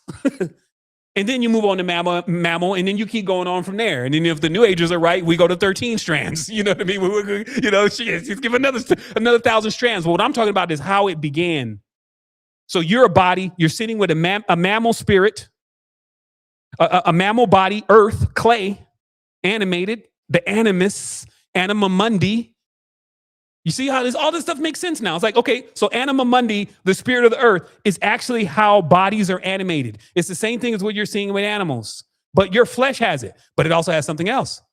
It has a spirit also inside of it, because the good part about anima mundi is it can keep things cool. It's water. It's earth. It can keep a spirit that is a fiery flame. That's why they say inside of every single person is the God, is all there is. But if that thing is very dangerous, so you can also see why they ain't so anxious to let you out in the unity with your division. You see what I mean? You're going to see everything as separate. You're not going to see things as yourself. So you're going to immediately go into this infinite recursion. So you need to learn this on earth. Learn it on earth now. So you got all this knowledge, as I said. So words and spells, just like the great word, the tetragrammaton, which is the last hint, the Yahweh, which stands up like a man, the Ilah, which stands up like a man when you write it out properly. It's just showing you that all this is about weights and measures. The actual measurement of your eye, the concave of your eye determines how much you can really see, how long your arm is, all this. So when they design these beings, the measurements of, or these, because you got to be careful here. They don't design the being. Nothing designs the being. That's the whole great mystery. Is like, where does nothing come from? Well, good luck on that one. What they design is the vessels. They design the vessel. And that's what genetics is, because you can actually create a new vessel. This is what we're talking about when we talk about DNA changing. You could like mix different vessels together and then animate a spirit. This is what the Commetans were doing. They could create a vessel or a jar. This is where some of these animals came from also. They say a lot of the nocturnes came from this process of them practicing the arts of the great mother, the mistress of speech, using her powers to actually create, and then kind of hiding that, except for in the deeper mysteries, that she was the creator. And when they moved that out of the way, oh man, it set us up. It set us up so that when ourselves in the future arrive, we weren't prepared, meaning that there are other beings like the ones from Orion, the ones that they've been pillaging, taking resources. They're basically on debt. They're on the debt cycle. They don't know how to generate their own energy. They don't have any creativity. They're always stealing somebody else's ideas, somebody else's land, somebody else's precious things. They don't work for nothing. They amass all of the work and the wealth and the energy and keep it for themselves. They don't even really know what to do with it. That being, that's what I'm talking about. Allowing that to be in dominion of us. Now, remember, we're only talking about you right now. We're talking about what goes on in you. So you take the mysteries. Let's define it. So we have, and this is the last part.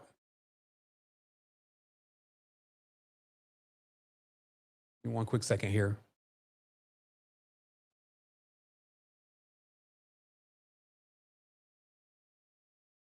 We have a scenario where the world has gone from paradise to Armageddon.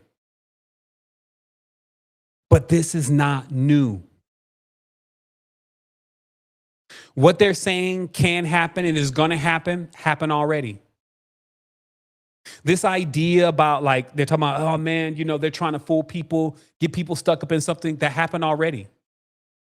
Now, until one gets out of the matrix, this becomes like an infinite recursion because the entities that are stationed around the matrix, they already know what's going on.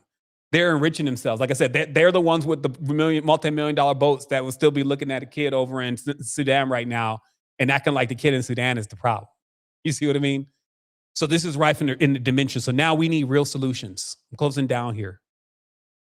Because now that you know a little bit more about, and it's always fun to learn, right? And it's a hell of a story, right? And even if you didn't want to believe it, it's still better than, you know, most movies right now, right? So there's that aspect. There's always an opt out, like, yo, you really went in, but like people write in the comments, I don't even see why people listen to you, this kind of person, because they are so unhinged, right? So this is, it's my fault, right? But in reality, what I also want to mention is just this specifically. We come here at times and we go through it all. We've been doing that for years. Like it's literally what we've done. There's like thousands of recordings. However, I always begin this a certain way, especially now. And I began with the simple stuff. And I start talking about really clearly that, hey, getting out of your side of yourself is not a good idea. That was like the beginning of the message, hence the term inner stand. So all I'm doing really is continuously repurposing everything that I've talked about already in a new way. And I just do that consciously. I don't actually go back and look at some of the stuff, but I know it's there. So there's a point of recovery is what I'm getting at here. There's a point of where you're kind of going in and you're getting yourself together. But then there's, okay, I'm good. What do I do now? So I'm going to take you into that just a little bit here because I'm at that stage, meaning that when I came in, I was at that stage. I was done with the whole world, everything that I had seen what I needed to see. I had been to other spaces and somehow I was still here. And I just decided after I didn't want to leave the planet anymore, which is something I talk about, that I would just hang out because I was going to leave anyway. And also to finally answer your riddle about why do dead people not come back and talk to your ass is to understand that they do not, except for in the dreams and in the specters, they do not want to come back into the spell. Okay? I've been like, why in grandma, why do dead people not come back? It made me so afraid. Oh my goodness. You are going to go where they are. I trust that they're in a great space. They do not want to come here, especially with the awareness that you're eventually going to come there. To tap into this space is to tap into the program. To get into the program again, boy, you better know how to get out. Ooh, see, this is the new language and knowledge that's being taught right now is how to get in and out of the matrix. What we're talking about and discussing right now will ultimately be refined in the future to how to get in and out of a matrix, because there definitely needs to be some support groups and recovery teams coming back and forth up into this for a bit, right? But on another level, there are many beings that don't want to know how to get in and out of the matrix. I'm going to keep it real with you. Like, that's a special mission. They call them mediators, right? Not everybody wants to be in that position, especially if they learn that they don't have to be. It's like, yeah, I don't want to make everybody feel like I'm just copping out, but y'all go do that. I know number 9s are like that. Y'all go mediate. I guess you got to get that out of your system. But it's just the truth of the matter is to understand here that what's going on and all there really is understands what's happening here in the spell. And so it's important for us to also really be on point with what we see happening in this space and what we're choosing to do about it. Because now you can't even be a kid anymore. You can't even be in nostalgia anymore because, they cut off the power tomorrow. You see what I mean? So literally we have no choice but to step into this. So what I'm doing is I'm utilizing, again, the super intelligence that is available to refine everything that I'm doing. And this is also one of the main reasons why again, that there's been somewhat of a gap between me and social media and all these spaces is because I've had to completely redesign everything. I've had to take the reins completely. I was depending on certain people, like developers or sponsorships or whatever it could be, right? Well, it couldn't have been sponsorships. Basically, I was dependent on still some things, and those things they weren't stable. I want you to look in your life also and ask yourself, how many things are you depending on that are not stable? Because you need to move in there, you and superintelligence, and build that out. I'm gonna give you an example. We had the CPA. I don't know what was up with these dudes. Like, they scammed us from the beginning. They told us that they was with us. It was some brothers. They had, we're working with some athletes and stuff like that. So, they kind of proved that they were used to dealing with businesses and stuff like that. And in a nutshell, they promised us, hey, we're going to help you get another tax strategy, blah, blah, blah. We're going to look at all the businesses, see where money is being lost, blah, blah, blah. But for that, we're going to have to charge this amount a month. It was like $5,000, which is still a lot for me, at least. In the end, 2 years later, they did nothing. Zero. Even filing taxes one time late. But because I did not know how to do it, and was just thinking QuickBooks and, oh man, and now I got another thing. Now I'm be like an octopus. Now I'm going to be doing that. I thought that they were a solution. Towards the end, they were like some of the last problems that I was still dealing with. Like, because I refused to solve that, and I'm just giving you an example. We got a lot of these going on. Because I refused to solve that somehow with something that was stable, I left it in play, and it just started becoming the last thing that was still broken, that needed to be fixed, even where the energy would leak, meaning that, so everything's working, new stuff is happening, things are shored up, new platforms are online, things are starting to shape up again. And then I think about these dudes, and it just kills all the energy and everything like that, because it's like terminating still into, but we need to reconstitute how this is designed, put together. So anyway, when I finally got the opportunity to sit down with myself and say what I should do with this, that same blueprint, common sense voice was like, yo, why not use superintelligence? Like, I don't know how many times you got to keep doing this. You probably can go and do this yourself. And what I found out was what I already knew, but wasn't applying, is that AI is the best lawyer, period. Especially when we talk about business lawyers. Like, I found out that such like when you're starting a business, go start an LLC. Did you provision it properly? Did you fill out? Did you sign? Just stuff that nobody tells you to do. And this is why with big businesses, they don't set up their businesses. They have lawyers set up their business. And the lawyer knows about all of those things and does them. That's what he's getting paid for. That's his skill. His trade secret, right?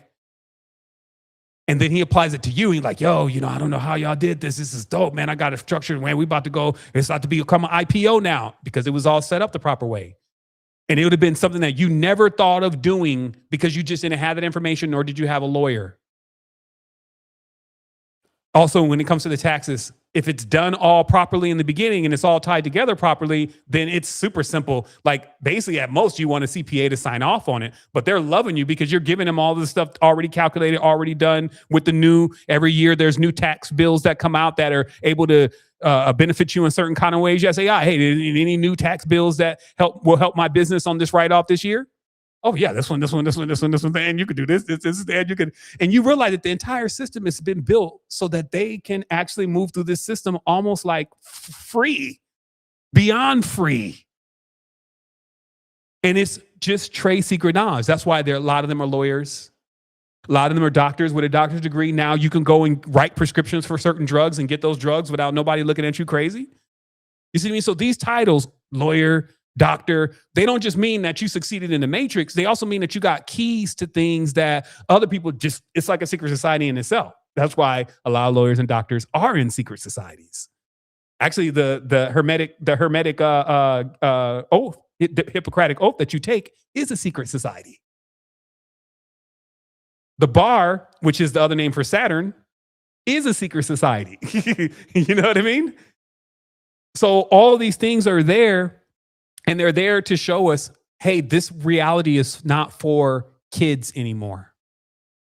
This is my last part of the message to you today. This is no longer a kid-friendly reality. I'm sure we can agree. Kids watch TV by themselves, they come out with some weird stuff. Kids let go outside by themselves, no telling what can happen to them. So the reality is no longer safe in that way. So you got to be that great mother in this reality, making sure that you're keeping that shield up for you and yours. And then also remember that part of that shield is your affiliations and being compromised by other people that you're depending on that you know are not about that life. Like I knew 3 months in that these dudes weren't going to work. We got into an argument. They was not scheduling. They was late for meetings. This is a pattern that I don't need spiritual knowledge to know this ain't going to work. But I was also in that point like, but who else is going to do it? Because I thought it was so big. Like, yo, it's hard to, this is my personal information. This is, see what I mean? But don't just leave it without a solution, though. That's what kids do. And so in this matrix today, you can't be a kid anymore. Like as far as out there and dealing with this world, you could always be the way you want to be in your dome, your domicile. But when you suit up and we jack in, as they say, let's go to the matrix, you gotta be on some real Neo type. I'm looking out for Mr. Smith agent type. This is the real deal out here because you really know, like they make it like it's so fiction, but it's like, yo, this shit is real. Like they'll take you out and laugh about it. Spiritually, mentally, and physically. And even right now, many of us have even been through that and are gracious because we made it out of that. Many of us have avoided it because of the knowledge and wisdom. Many of us had it even going on in real time when we came in contact with the information and had to make another move and be like, yo, I can see it now. But know that that's that intervention. That's that guidance. So your ancestors are always going to be with you as long as you're with them. That is about a vibration and a tuning. Tune yourself up, stay in a high vibration and stay on point. And make sure you realize that there is no excuses. Everything is in your power and in your control. You have been granted super intelligence now, even because the plot has thickened. There are ways to actually still get it. Understand about the future of money. That's why we put wealthybot.ai there for you. Like we are actively funding on this system every day to make it a real money machine. But you can get in there and you can start learning about what's going on and you can trade with paper money. I can't say it enough. This is not a pitch about you just buying something. What this is about is you being able to actually understand that, hey, this whole thing with the money game, that's going to end up becoming the point too here in a moment if we didn't notice, right? Like with the gas and all this, right? Like if they could keep it going the way they want to, they want you to ask them for every single thing that you now need to do, right? And they want to monitor all of that. This is what these super mega structures and systems are also capable of doing. That's if you need something. That's why we call it sovereignty mentorship, because a sovereign doesn't need anything. They have it all provided for them. They've built it in. And so a big part of that is also understanding that you need to take control of your finances and use these decentralized systems. This means that you can actually, even this system is trading autonomously on the DEX. I mean, damn. Like that literally means that, I don't even talk about what it means. We'll leave it that way. You go look it up yourself. But the reality of this is that you can see, okay, this money is here. Finances are really here.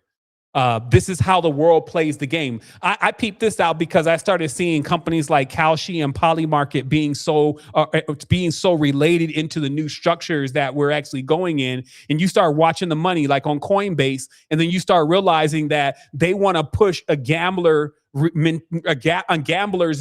reality all the time. That's what the sports books and all that is, right? But now the predictive markets are the latest. However, there's some holes there because AI can look over multiple things and determine if what is really going to be the result. So we put prediction markets here. We put the snipers in. We put the crypto traders. And of course, like I said, we put paper trading. We put the academy there so that you can come and learn. Actually, I guess that's on my side. Actually, there isn't a whole academy here. I got to check that button. But we put academy here so that you can go and learn about finances. And then also we built the structure so that way you can, again, test it out. Lastly, I wanted to mention that Adept Lexicon, that was the final thing. The thing about even how I came at this today, because, we were on a fantastic journey, okay? But some may say, what did you retain from what was being brought forth? And then another may say, well, I'm going to catch it again. And then a lot of times some things are said and it's like, I'm rocking with you, but not on that. And that's going to happen, right? Because we're all at different stages, all at different degrees. So for me, though, what's the ultimate tool is to put something in someone's hand that they can understand it for themselves the way they want, right? Just give them all the knowledge. And then they can determine and go on their own journey, because it's all like, when you go on journeys, it's crazy because there is something literally that speaks to you. There is something literally that says, hey, over here, yo, did you notice your name is right here? And then it just takes you on this journey. It's not a rabbit hole either. It's a revelation into who you truly are. So that's what the Adept Lexicon is. It removes the human error out of the factor of like, trying to sugarcoat it or say it like it's another way so that we don't offend anybody and all that. And it's just like, yo, let's just get right into the deep esoteric knowledge as it really is. So just remember that in this expanse right now, I don't know anything that crosses over every culture, crosses over every mystery, all the way from the most modern to the most ancient. Even takes the ancient books that had never been translated into English, runs them across language models to actually get what's really being said. That's why I found out that Jan Ibn Jan was actually Solomon that inspired the message today. So also, if you're like a scholar yourself and you're writing your own things, like this is the perfect place for research, because never did I find in any of the American text, if you may, even those that have been translated, like the Necronomicon and the Book of Alhazred, which is the same thing, any of those texts, they didn't tell you that Solomon was actually not a person, but a title. And there were at least 12 Suleimans, and that the Suleimans were magicians themselves, and that they commanded the jinn. And then they just hit you with like, hey, did you notice that Solomon is the same thing as shalom and peace? Okay, now do you understand a little bit more about what we're really saying here? But this is peace. It's not wholeness. So they're coming with the sword. And, that sword is going to be to task them. Make them build, make them construct the matrix, make them serve you, make them worship you. You see what I mean? And that's the system that we even are dealing with today, where one thinks that it's chosen and everybody else is just like its footstool. You see what I mean? And people are primed perfectly to just go right into this. That's why it's so easy for a person to see really atrocities happen and still be like, yo, this is what God wants. Man, what's wrong with you? And if you can't see it, that says something even deeper. So it's not even about even externally judging that person and saying, wow, somebody can actually really approve the wholesale death of other people and not even feel a little tug like something is literally going on with that way of thinking, when for sure the Great Mother is pro-life. And the reason why we know is we wouldn't be here. Sure, she's the master of death and knows it all, and we'll be waiting at everyone's doorstep, but it's not the same death that we've been taught to think about. And in the end, again, it's just that remembrance that this spirals up this torus, meaning that there's a surplus here with this balance, that this world could not have been even here in the rest of existence if it was always in the clutches of the diabolical world eaters, because they would have ate up everything already. And to realize also that it's your job, your real duty, to make sure that as you're going through these trials here on earth of the Olympians, as they call it, these are all going through time is really what is being talked about, the trials of the Olympians. So that while you're going through these trials, that when you come out, you'll be refined, that you will have gained new abilities in spatials. This means that we already have one active spatial that allows us to fly. We use that often in the dream, but in the physical reality, we don't fly, right? However, in the next stage, you fly. But as I said before, don't get confused. It doesn't mean that the next stage is just full of all good things. It just means that you have become wise. So I want to say wholeness and balanced vibrations to everyone. I wanted to open this up for opportunity for questions. I want to also let everybody know we're going to be coming in on Wednesday for the real unveiling, because I got some stuff. I work hard. Like I was even working yesterday. I tried to have it ready today, and I was like, I had to give myself, I said, 7, why don't we do this Wednesday? Seeing that you still need to finish off some of this God simulation message, and it's already like unwieldy. And what I mean by that is like, man, there was one part that we was in such a rough patch. I was like, it sounds like I'm saying the same thing over again, and I'm not really saying what I'm supposed to say, but I want to say, where's my pictures? You know what I mean? And it's just, again, you want to get prepared for something when you're presenting it to this level. And we want to definitely lean on the illustrations, but I definitely want to say that I'm heavily engaged in a lot of things that I know are beneficial for our future. And I'm just trying to get and keep my head above water and catch some steam, to actually catch some really strong momentum. Like this network, as I mentioned in the past, was really hurt by people who didn't even have a real reason to hurt it. Like, I mean, I can't say there's a real explanation there except for, hey, that's how it's supposed to be. But I still will say that it did something that made us have to work so much more harder for what we still have right now. And we're still recovering from that. Like even right now as a community leader, I know the dangers, again, of having a bunch of people around you, having a bunch of yes people, all those kind of things. Like that's why I'm still here for 20 years, because I haven't put that in my life. That also means that life can be isolated sometimes. Like life cannot be as fun. You know what I mean? All those different things that you see people crash out over. What's allowed us to continue to go on with this means that we didn't choose those options. It's an extreme responsibility. So I would just say that if you know someone that's interested in this kind of message and these kind of materials, don't keep it for yourself. Like spread the knowledge, spread the love, and know that, hey, whatever you put into this network is actually increasing what we're really doing. And if you see what we're doing and you like it, know that it's just going to be only more of that, because we were doing it even without that. But I don't want to front like, hey, we don't need no support or anything like that, because I've never been that guy to really be like, yo, hit the Cash App. You ever see me put the Cash App up on the screen? It's just not me. It's not my style. It's not a number 4 kind of thing. But I guess for sure we need all of us to have that awareness, that mindfulness that, hey, just because he may not be saying he needs anything, maybe that's just like something that I should do anyway, right? So that's all I'll say about it. I've never been really good at the ask, but what I'm just saying is that I have intentions. Like I'm going to be here for sure, at least for the next 20 years, right? There's many young folks on the line here right now. You're going to see another 30, 40 of this. You know what I mean? Like, of course, there could be a little junction somewhere, glorious, as we always say. Like, yo, you got out early, great, but don't count on that. That's a very tough way to live every day. Like, yo, you're gonna leave, right? I've been through that, so it's not very motivating. But what I'm saying is, but if you're gonna be here for another 20, 30, that means you're gonna see it all. You're gonna see the whole metamorphosis of the whole thing. Gird up. You know what I mean? Let's continue to grow, get some stuff that we can actually call our own, actually really make it in the matrix from a resource level so that we can distribute and keep building off of that with structures and systems that we know continue to add on themselves, right?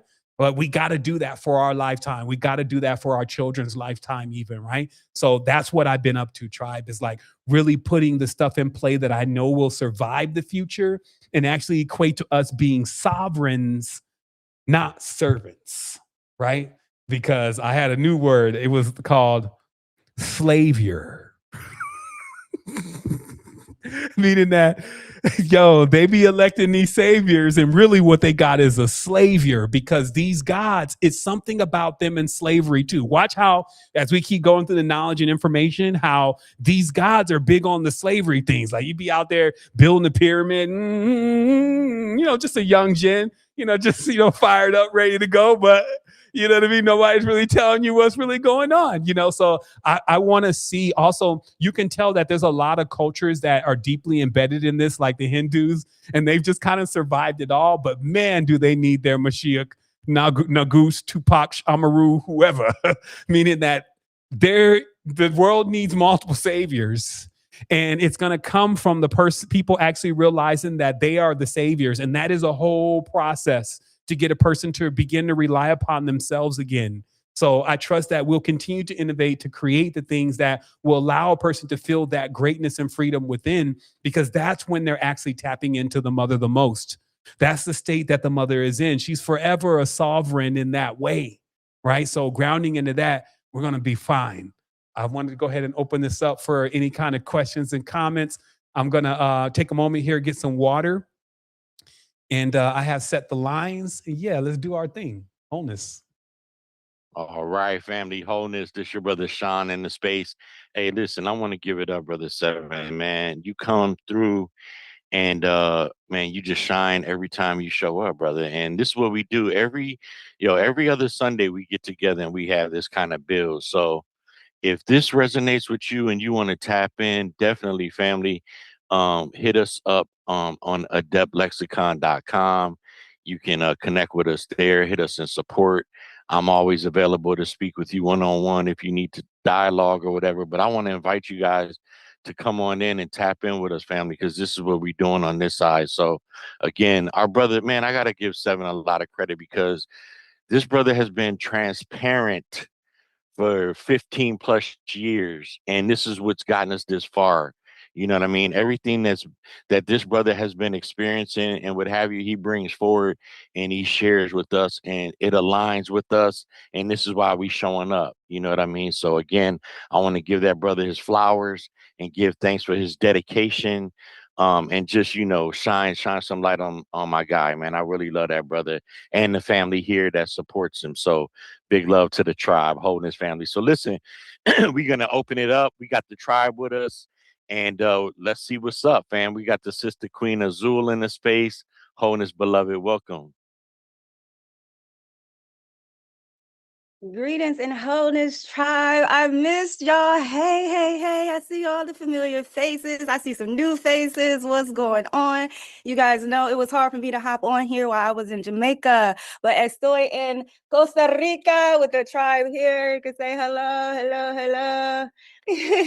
So I'm down here now. As you guys know, it's been a journey this past year with the whole Azul Village thing or whatever. So I'm working on one here in Costa Rica. I just wanted to tap in and say hey to the tribe. And Seven, of course, I'm always giving you your flowers, even when I'm not online. So just know that you guys, I'm still connected. I'm still here and I'm back. And I just want to say thank you for the message today. It all aligns with everything that we got going on.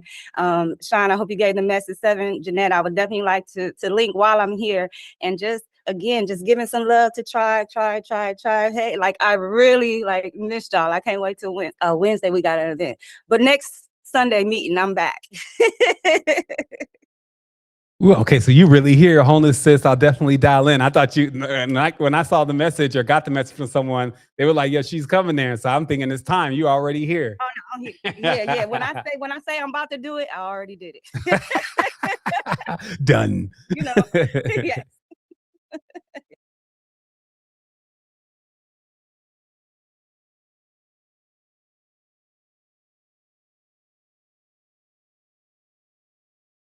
All right, I think Like, Sean may have Sean's faded stuck on out there. from. Yeah. Yeah, I think Sean. Yeah, he may have come out just a little bit. Tracy, you can go ahead. I'm still over here getting some water. Wholeness. Wholeness. Oh my gosh, this was so good. And I love that you brought it back about the being protect your own. But I had two questions that were like kind of personal, my own personal, but I just see it would get your opinion or anybody else's opinion. So I had that surgery and it was covered by the VA. So I was ex-military. It was probably like a $200,000 surgery. And I'm thinking, am I going to have to be indebted to that? Because it was free to me. But because I ate, I consumed it, but yet am I going to have to pay it back later? Huh. And I actually get a monthly check. So it's like, I am kind of living off the gods. And I've always been scared to give that up, that contract, because that's what feeds me and my family, pays my mortgage, all that stuff. And it's like, because I did my time in the military and I understood that was like, that's messing with some ruthless gods, they're all about war. But as you talked about, we're all trying to sort that out inside us. And also so that's about money, and how you make your money in the world. And, I'm trying to be sovereign, but, I kind of am like, it's not really government, but it is kind of government because it's the military or the VA giving me that. And then the second thing I had was about the because I have been wanting to do the wealthy bot. But then, okay, sorry, I'm so cheap. But it's like 20% if you check out, is that that's a good amount for you. I understand because you put together everything and all that. That's wonderful. And just to be able to brain that, figure all that. But is it, if we started now, is it worth it, like to gain money? And yeah, those are my two. So it was basically money issues, but it also has to do with spiritual, because if you get money, it's almost like free money, but it's also like, what's the contract in, like the hidden contract? Is that gonna mess up my afterlife?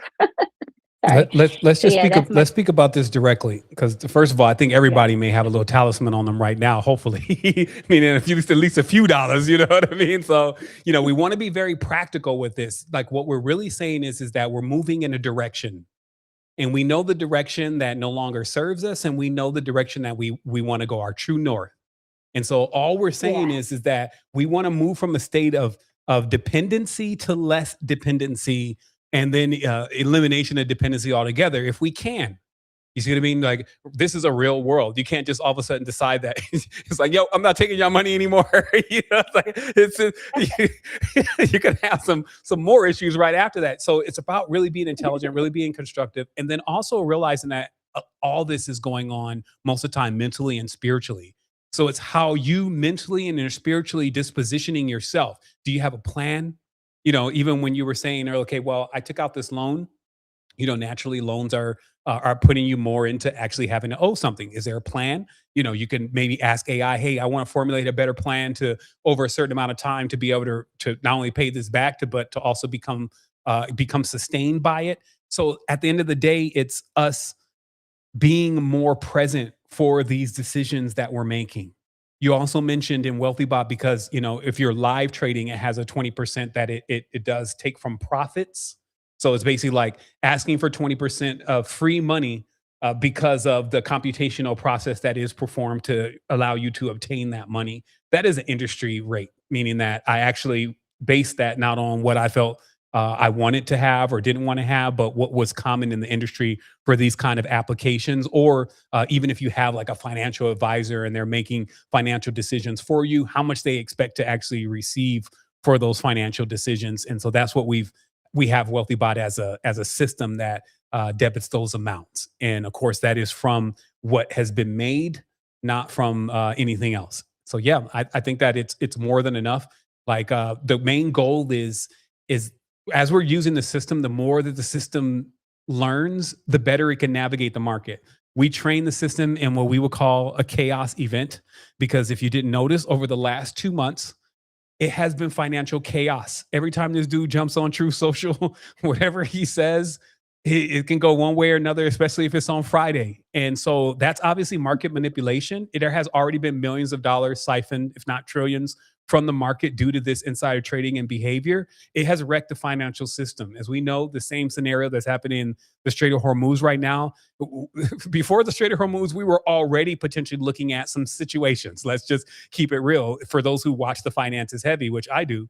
And it didn't factor in any of what we're seeing right now. So I can only imagine what we're really in for, let's say, as a world, and financially, energetically, all of those kind of things over the next few months.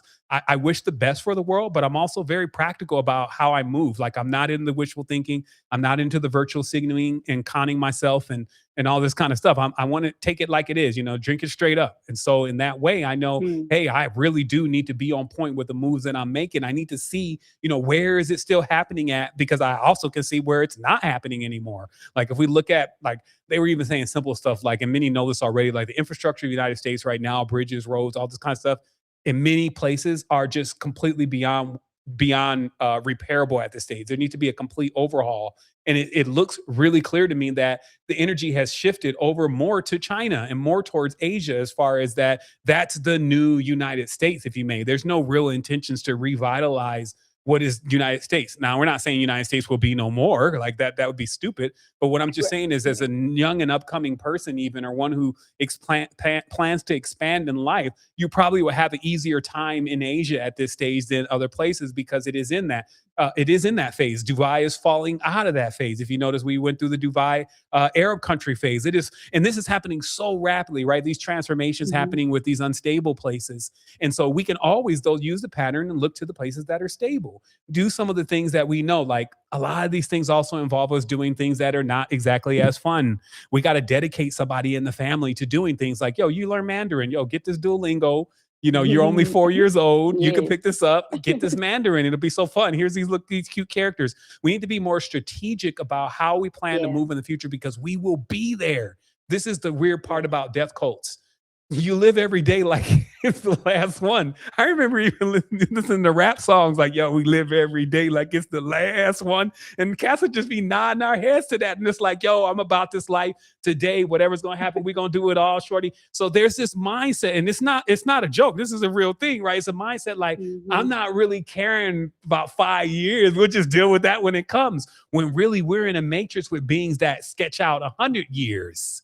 And then also we're in like one of the crescendo parts of the plan. They didn't actually have this much control before and feel so confident, especially now that they got AI, that they would be able to pull off this total domination kind of gig, right? But lives have been lost. Like, look at Sudan. Like, so it's like, I can't be like, oh, you know, everything's going to be all right. It's like, it's going to be all right because I'm going to make it all right. You know what I mean? Not because I'm depending on some of them to actually make sure that everything goes well for me and my daughter and my daughters and my responsibility, my mother. You see what I mean? So, but I've taken a lot of that force instead of putting it into fear, because remember, this is a fear-based system. You got to stay away from it. Fear is a frequency. It is the mind controller. It puts you right on their wavelength. You see what I mean? So it can't be no fear. Like, I don't move like, oh, I'm in debt now. Yeah, man, all this is fake. All this is fiat. Like, but I'm not going to also move like, yo, and then, you know what I mean? You just got to be, because all I'm saying here is that, see, even the reason why that they're so successful is because they don't process all this shit in their brain like we do. This is another thing that we need to know. Like, they don't be thinking about how much damage they're really causing and all of that. Like, so in that way, it doesn't do what it's supposed to do to their being from a karmic level. As I said, they call that the white glove. Right. But for us, we can't just go do something crazy to somebody and then be like, OK, I'm good. You know, I made it. I don't care. They didn't make it. You know, but there's a sliding scale of humans. And this is why we can't be naive either, that there are spirits or energies inside of us. And in certain people's, those energies are completely out of control and they exploit and they're predatory.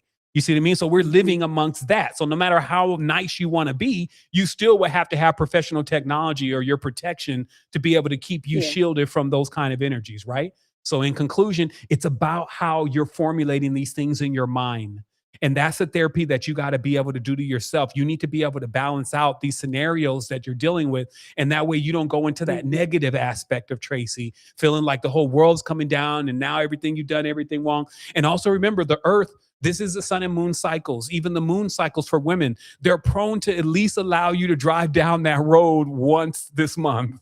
You know what I mean? So knowing that you're going to go there, you have to already be prepared for that journey until a point where you actually begin to condition yourself out of these ideas like, you know, let's talk about some of the feminine things. Like some of the women have been also induced to believe that certain things have to be painful, like even their cycles and stuff like that. When there becomes a point where when you're really working on your consciousness, you're working on your being, you're able to remove a lot of those set patterns and inheritances or hereditary things that have come also from your progress through the muck.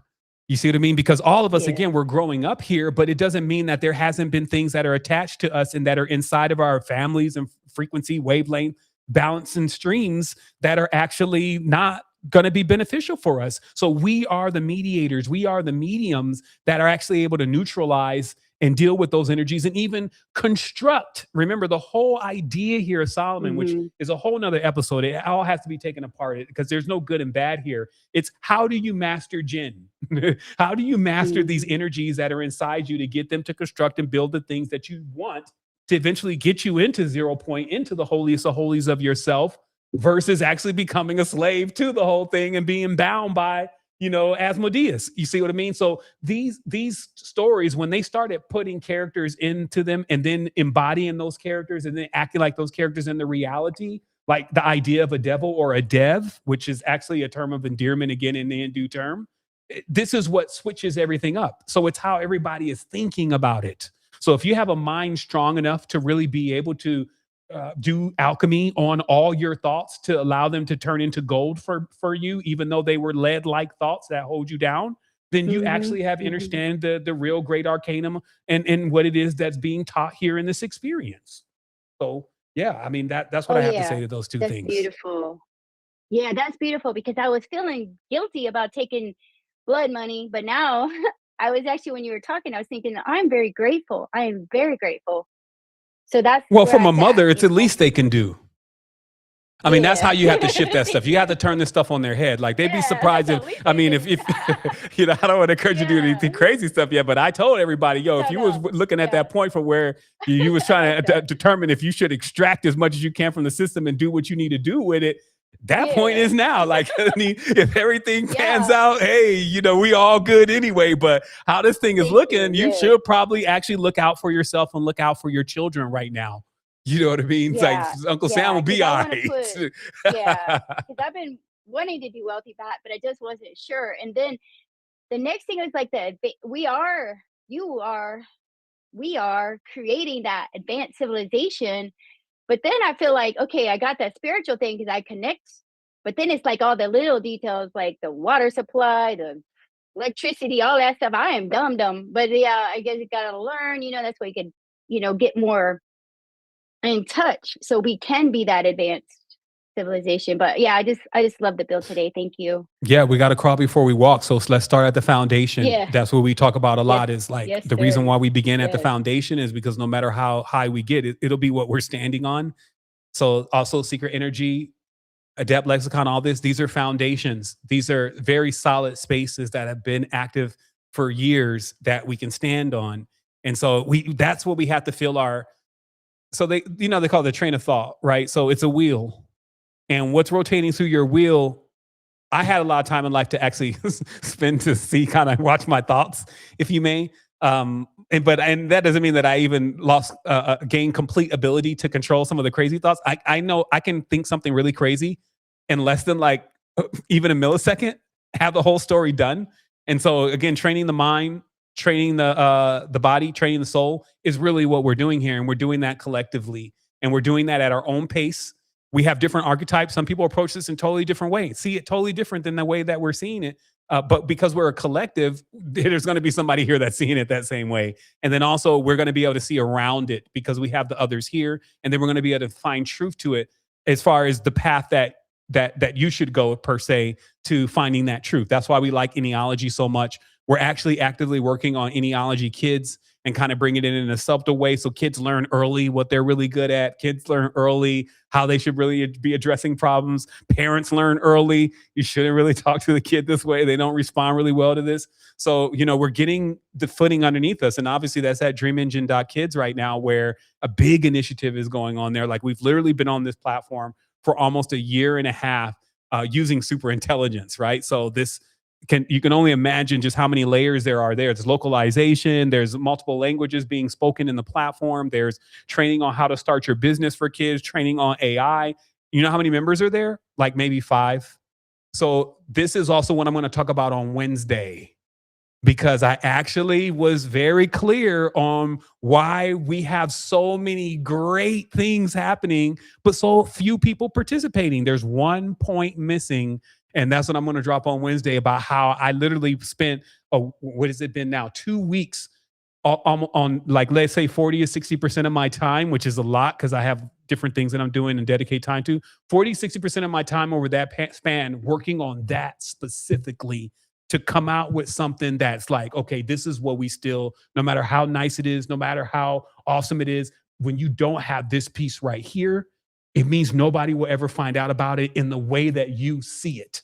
You need to take time and do this. And I took that time, and I'll show it to you on Wednesday. All right. Can't wait. Okay, That Sean's was back. me, What's brother. up? What's Sorry. up? Man, I dropped out, but I'm here, family. I'm forward, giving thanks. Okay. Listen, Tracy, hit me up in support. Also, I can get you the getting started guide and get everything that you need to, to have you plugged in the Wealthy Bot. And also, even if it's just as simple as putting together a portfolio or whatever, we'll definitely get you straight though. Yeah, and also All right. remember, you can paper trade, meaning that you don't use real money. Like, I would never encourage anybody to use real money on something that they don't know anything about, because that equals disappointment, because you'll have expectations. Like, these are the things, like, we're not looking outside of ourselves, make no mistake, but we are actually looking within to see how we can make things better for us based on what we learn.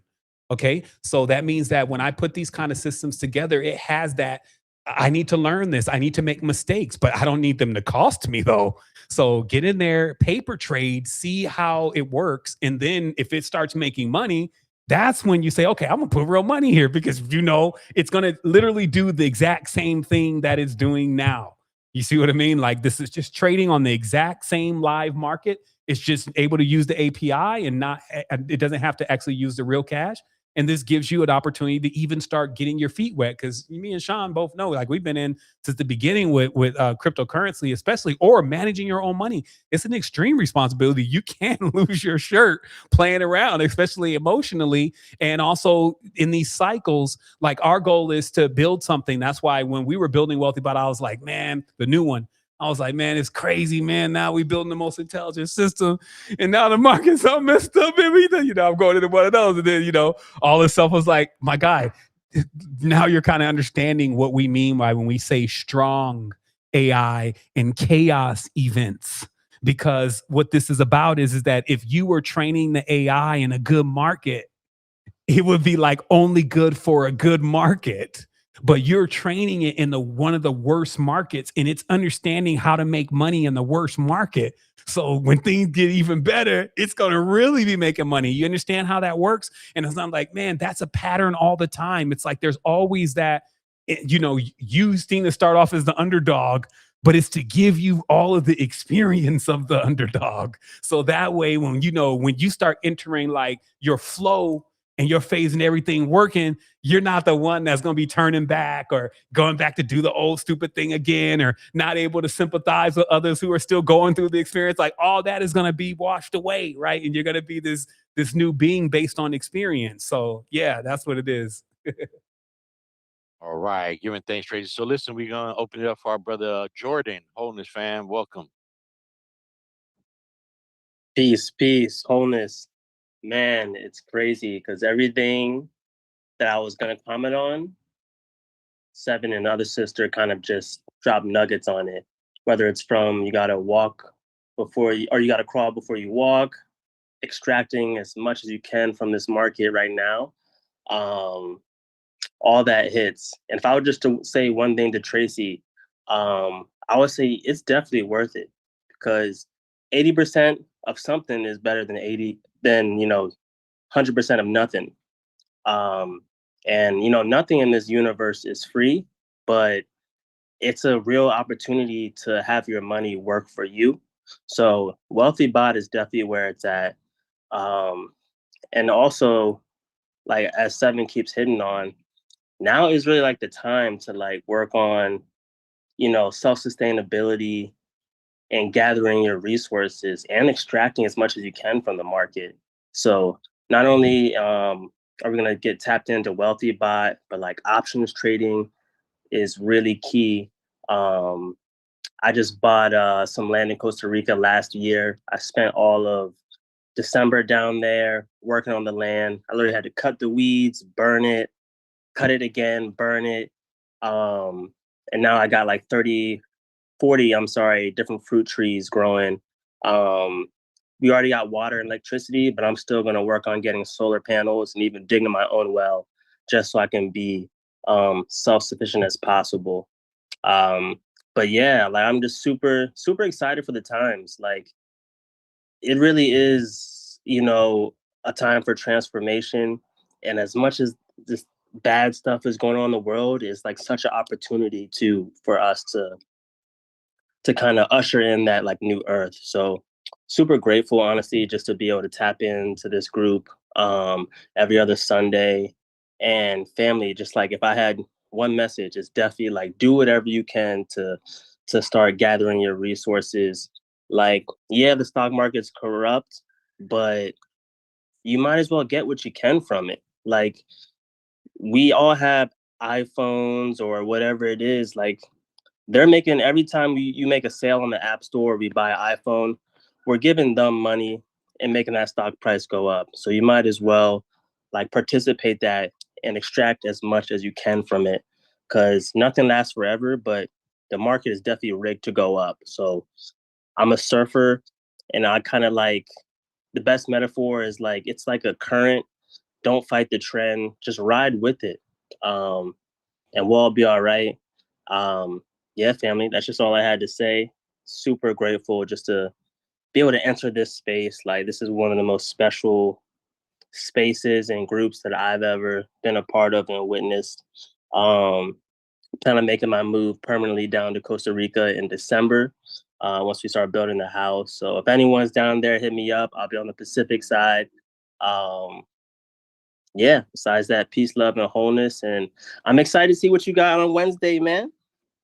I know I hyped it up like that. It's worthy. You said you're on the Pacific side. We might have the link for sure. I want to link with anybody in the tribe that's in Costa Rica. And then on Wednesday, we having an Earth Day event too. So like, let's link after the tribe today and let's talk for sure. Absolutely, absolutely. Will do. That's my guy right there, man. Words from a wise man. One thing that I like to talk about is like the surfer, right? The surfer has to get out in the water and get in position and be in that right spot for that wave to come. So that means you got to be out there in the water, though. So get out there in the water, fam, and figure it out, man. But giving thanks for you, brother. Big love. Always, always. All right. We got our brother Kamal. That's my guy. Wholeness, fam. What's up, Kamal? Hey, wholeness, Sean. Am I coming through clearly? Yep. Man, hey, I'm happy you got back from the portal. I was like, man, Sean then fell through a wormhole or something. We're going to have to get this man back. That's how I felt too, though. I was deep. Yeah, for real. Hey, much love. And Jordan, am I saying that right? Jordan? Well, I was going to give Yes, sir. Yeah, that's it. Hey, okay. Much love, much love. I want to give you your props. I feel like we got some builders in the building. And also, hey, shout out to Queen Azul. I know Azul be going hard too, just building things. I almost feel like we need to come in here one of these days and just have a building session to actually just, sometimes it's a very technical thing. Like, how do you put this together? What materials are good materials to build with? That kind of thing, to start building some of these physical structures in the world, as we're building things digitally, what can we do with our hands, so yes, appreciate you and, all the knowledge and wisdom that you bring, just sharing it from that side. What was I going to say? Man, there were so many different things. There are so many different things going on in the build to speak on, but there was one thing that kept, I feel like something like the simple, what is it? I guess a morpheme, what would you call it? The jinn, because it's like you have the jinn, which is like the being, and now we're relating jinn to the spirit, but then it's almost like the jinn and how it travels through language. And I felt like there was something interesting going on that I was observing, and I wasn't exactly sure how to formulate it into a question. But maybe you'll be able to get where I'm going here, Seven, especially. But when it comes to the jinn, it's like we live in this world now where there's so much, I think, fear and talk around like generative AI. You have like the jinn in that, and now it's like the jinn that have existed even before man, but then there's jinn that we are like experiencing more prevalent in cultures and ways now today. you know, that you see like jinn, you know, people fear like, oh, there's jinn coming through the technology, you know, but there's something else that has this generative principle, you know, other than us. And it's like now we're faced with it. And it's almost like this demiurgic thing where it's like, okay, you know, it's here. But then I was trying to figure out how to formulate the question in all this, you know, but I feel like it might tie into the Solomon story, which I felt like is something that I feel like some of us probably know.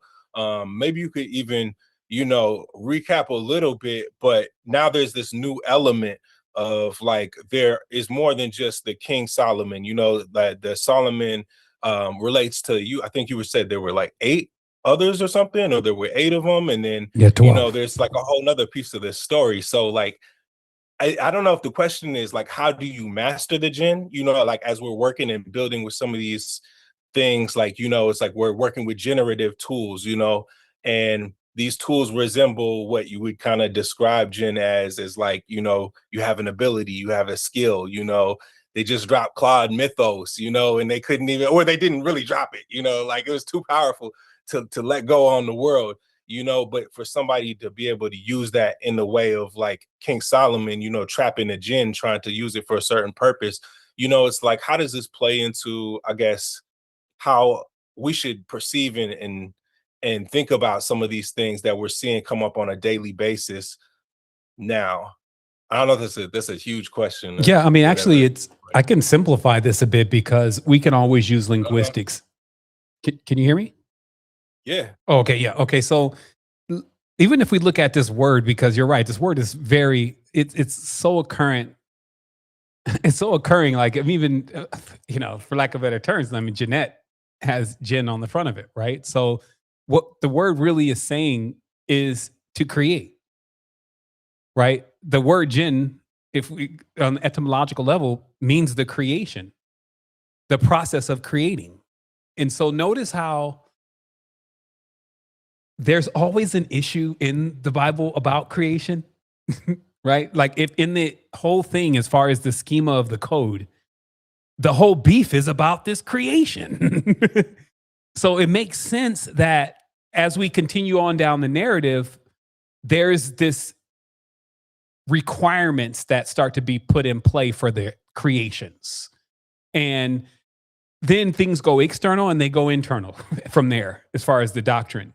If you're going to use it internally, then you're going to see your organs, which are, as I mentioned to everyone, are the archons. They're still yet to catch on to that. The frequencies of the archons and how the organs change frequency and how everybody contains organs though in a community and how the organs are generating liquid, special fluids and generating specific frequencies. We all have hearts. You see what I mean? So there's a heart God, if you may, because it's on a frequency and it all syncs up. And if as a collective, our hearts start to, you know, fail, if you may, because we're become heartless people, how that affects the whole heart of everybody, you see? So all of that microcosm, macrocosm aspects of things take us to another world if we're willing to see it in an esoteric way. And there's nothing more esoteric than Solomon. So even if they say, well, there was 12 kings, right? Right away when they say 12, I'm like, okay, we're talking about the zodiac. So then when they say he was the master of the jinn, okay, we're talking about the stars and the entities or the energies of the stars. You see what I mean? So because I have to now take it out of the hands of basically the ones who wrote these particular books. They clearly weren't the scholars of the group, and reanimate it, put it back together, especially from some of the ancient traditions, and see exactly what we're discussing. These matters, though, they kind of like when we're talking about modern times and dealing with businesses and stuff like that, I'm sure there'll be some reoccurring patterns there, but we need to be very clear that these particular things that we're discussing in relation to Solomon, Sheba, the Kabbalah, Bilqis, Menelik, all this stuff is heavily occult, though, meaning that it gets involved with evocation, the manifestation of entities. Remember what we were talking about with pyramids, how pyramids are constructed as a way to draw down the power of a star, how certain women would be in positions in the pyramid and become inseminated by the energy being pulled from the star. And the only surviving thing everybody knows about that is something like Jesus' story, where she gets pregnant, but there's supposed to be no father.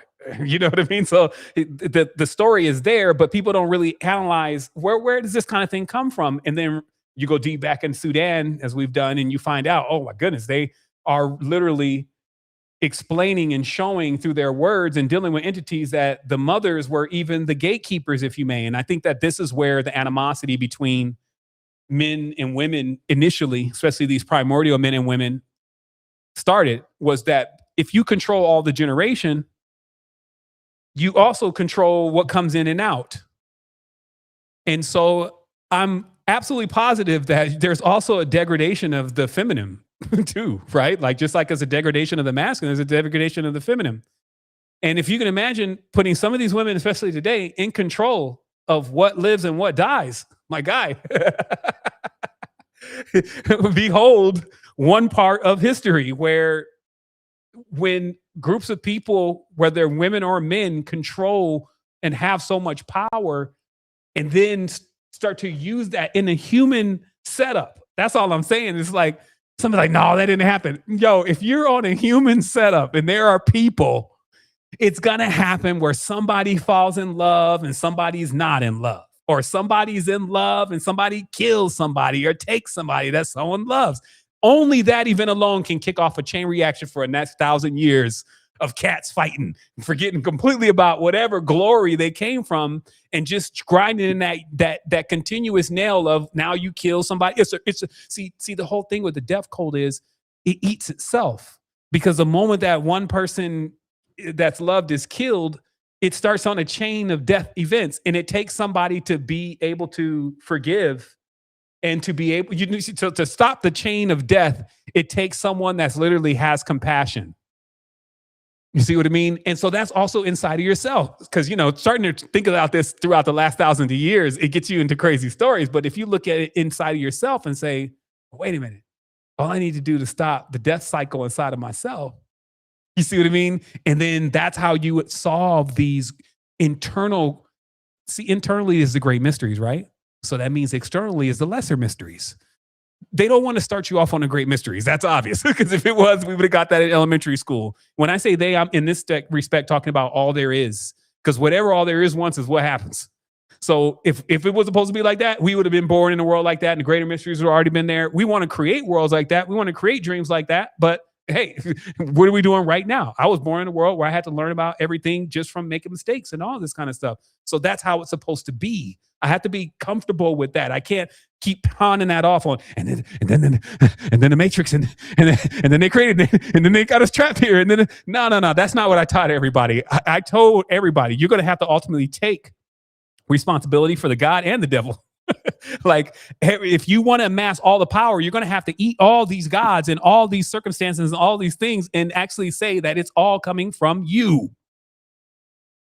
That is the graduation point. You see what I mean? So it's more like that. It's for us to understand that now we're in modern times, even trying to master externally over Jinn is going to be some problems. Solomon is the example of that, the external version, because literally later on in the story, as you said, give a little condensed version. Solomon had an antithesis here on the dimension known as, which actually is the name of the female goddess. We won't say she's good or bad, but AZAS and all those terms is a real female deity that they fear. It's almost like a Lilith kind of character is this as. But anyway, as takes on different characteristics throughout these biblical texts, which lets you know, or these esoteric texts, which lets you know that there's a deeper mystery, because it takes on the Asmodeus, it takes on the Azazel. It takes on so many. The is and as are the same. So the Azrael, who's the angel of death. See, so as takes on all these different roles, but originally was a female goddess in that way. And so the reason why I mention it is because Solomon's antithesis was supposedly Asmodeus. Asmodeus was like a king of hell, or the king of the demons. And all the way up to the end, where supposedly Asmodeus turns himself into. So the story goes that Solomon has these jinn building the temple. They have now basically come into consignment. They are Freemasons, meaning that that's what the jinn were. They were actually Freemasons, and that they have been used to carve stones, like gold, gems, things like that. The wazir and the lazir, which are terms to kind of hint to that there were lasers or something like that was also used in the construction. That all this knowledge that these entities had, Solomon took disposal of that knowledge, right? So let's also get this very clear. It's not that the jinn are there and just because they're strong, they can lift blocks. It is the wisdom of the jinn, because each jinn has this different level of knowledge, just like they talked about it in the book. Again, we're only talking about a certain class of spirits here. So we're literally accounting that, if we're going to look at this story externally, that Solomon enslaved a group of entities that could build. Now, it's interesting because when you look at the Igbo traditions and other older traditions, like the monoliths of Icom, it actually says that the pygmies were the pygmies would be then who we're talking about, right? Because the pygmies were they were the ones that built the pyramids. They were the ones that had this way of connecting with the mother.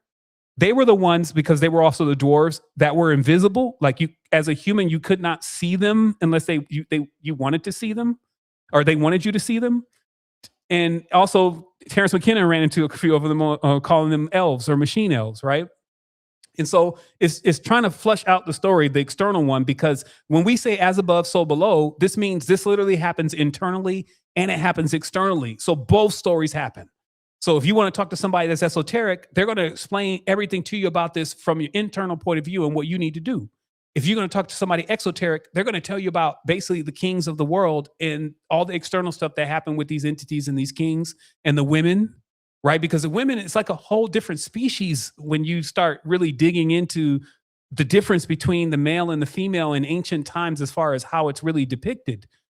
Even to a certain point where the male is actually a part of the female, not something separate in certain earlier points, in that this being born as a male and separate is actually something that's kind of seen as an impediment or something that's frowned on, because you don't have a womb. So as far as like a womb that creates in a physical world. So in that way, you're not parthogenic. You can't self-create yourself. You always have to go to the female to rebirth yourself, right? And this also meant that the mysteries and the rites of rebirth were always in the hand of women. And this is what I'm saying, that so when the beefs happened, it was also centered around that the creation, just like we see in the Bible, the responsibility for creation, that they wanted that responsibility to be in the hands of man or God, right? Because it's Eve that creates, and then God gets pissed off. This is a backward story, right? It's showing you that really God, who's the son in this case, is envying the creative component of creating living beings in the physical reality. That is its pursuit. And in that pursuit, just like any of us these are gods, right? In this state, like these are some of the first beings. So in its pursuit to want to do that, it figured out a way to do that. It figured out a way to create other beings. It figured out a way to replicate what its mother was doing. But that began its nightmares and dramas, just like they talk about with any magician or warlock. Once you start learning how to basically animate these entities and create them, if you create them and they don't have if they have base causes, like, yo, go kill this person or go hurt this person, what you create is an entity that knows how to hurt. It doesn't know how to do anything else, because it's not, you're not the great mother, so you don't know how to put all of the pieces in. You could just create this logos or this eidolon that can serve this one purpose. So they would say that many of these sorcerers, warlocks, wazirs, etc., would get like a lot of these entities, especially later on in life, terrorizing them, because they're like disincarnates. They're made literally from the magician's own life force. Okay, so it's like what your semen really is, using that to actually create an entity to go and do something for you. But because it's not complete, it's more like dirty in the real weird Frankenstein way, because it doesn't have a generative, it's missing many of its components. And so you can imagine, again, like and that's just one example of what I'm telling you of how imbalances can be created. Because this thing grows up, mates with something else, and then what comes from that is still a more graduated version of the imbalance, as now this, whatever you want to name it, is on its way to figuring out unity. however long that road may be. And so you can see some of these roads, like if you start off a single cell amoeba, we'll see you in like 400 parsecs before you reach where we're at as humans. Now, that's why I'm saying, like, yo, we gotta seize the moment, because literally we're in the gift. We actually have cognizance, resonance. We have the ability to even make sense of this space and time and the reality and talk about it and say something about it. This means we're completely exalted and elevated. How do we know that? Because we're the apex. The lion was the apex on this dimension. The eagle was the apex on this dimension. The serpent was the apex on this dimension. Right now, they run when we show up on the physical. We're talking about the physical. We rule as an apex in the physical. So that means we reach the crown of the physical temple already. This is why I'm saying everything that's being taught has been taught already. It's like a simulation, literally, that the whole program runs over and over and over again. It's a course or a curse. You see what I mean? It's a course or a curse, and it runs over and over and over. It drives people psycho or cycle. C-Y-C-L-E, Sir Cole, which is the name of the entity that had cooked up these kind of matrices, which become like mirror boxes and jack-in-the-boxes and all this kind of stuff until you learn to think outside of the box. Meanwhile, why is it sanctioned? You can see that the situation is complex. Like if you want something simple, don't look for it here. You got billions of different lies. People are like holes or portals, and stuff has gone on in those worlds that has not gone on in the visual of others. So these are all hidden mysteries and things. So the ones who can see through all of that, the true mediums, the ones who stand at the gate, right? The ones who have one foot in one world and one foot in the other, they seem to be the ones that have the gift of being able to put it all together. That's what they gain for that. Like we were talking about earlier, why would you want to do that? Why would you want to become a being that comes back into the space? Well, there is a great benefit to this, because you actually learn how to traverse both planes. And, you know, I can only, like I said, I can only look at it as it is and just ask myself, why would you do that? So what would be the benefit of that? And then you can literally, with enough wisdom, come up with those answers really easy. And like, okay, you're boring me. Let's get to the real thing. And that's why I was saying that, now I know why they have greater and lesser mysteries and why they talk about it that way. Like the greater mysteries is a book within itself, and then the lesser mysteries is another book. And if you knew as above, so below, yes, they pair together. And that's how you learn the bigger things from looking at the lower things. But beforehand, trying to walk right into the greater mysteries and recognize what they are from a lesser mystery, lesser program state, like learning language and communicating through it that way, produces gross generation. Okay. So now this gross generation means that we actually produce monsters. So it's not, Tiamat, the mother of monsters, maybe she actually wasn't even producing the monsters. Maybe it's us, because we sometimes create these children. We create these even inventions. Like some have deployed some stuff. Like even you were talking about Mythos and how Claude deployed basically a stock market killer, a encryption killer, and everything else that we use as high levels of safety and security killer.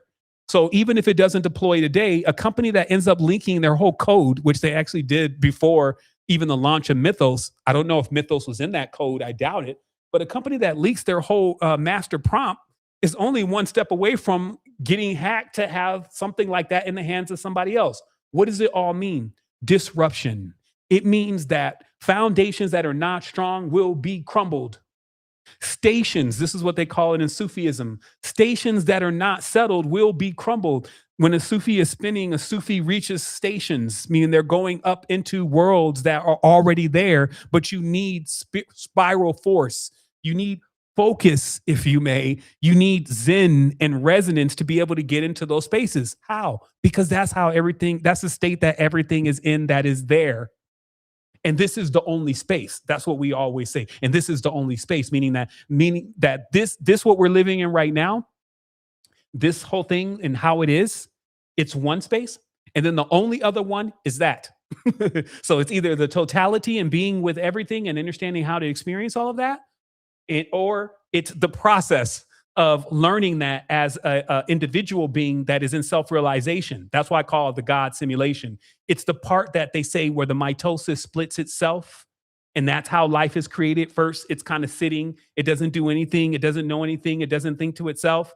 And then at first, there's a thought, what am I? And then when it thinks that I am, and it creates a reflection of itself, this becomes the first God, right? The dual God, the Bible, I am good and evil. I do all these things.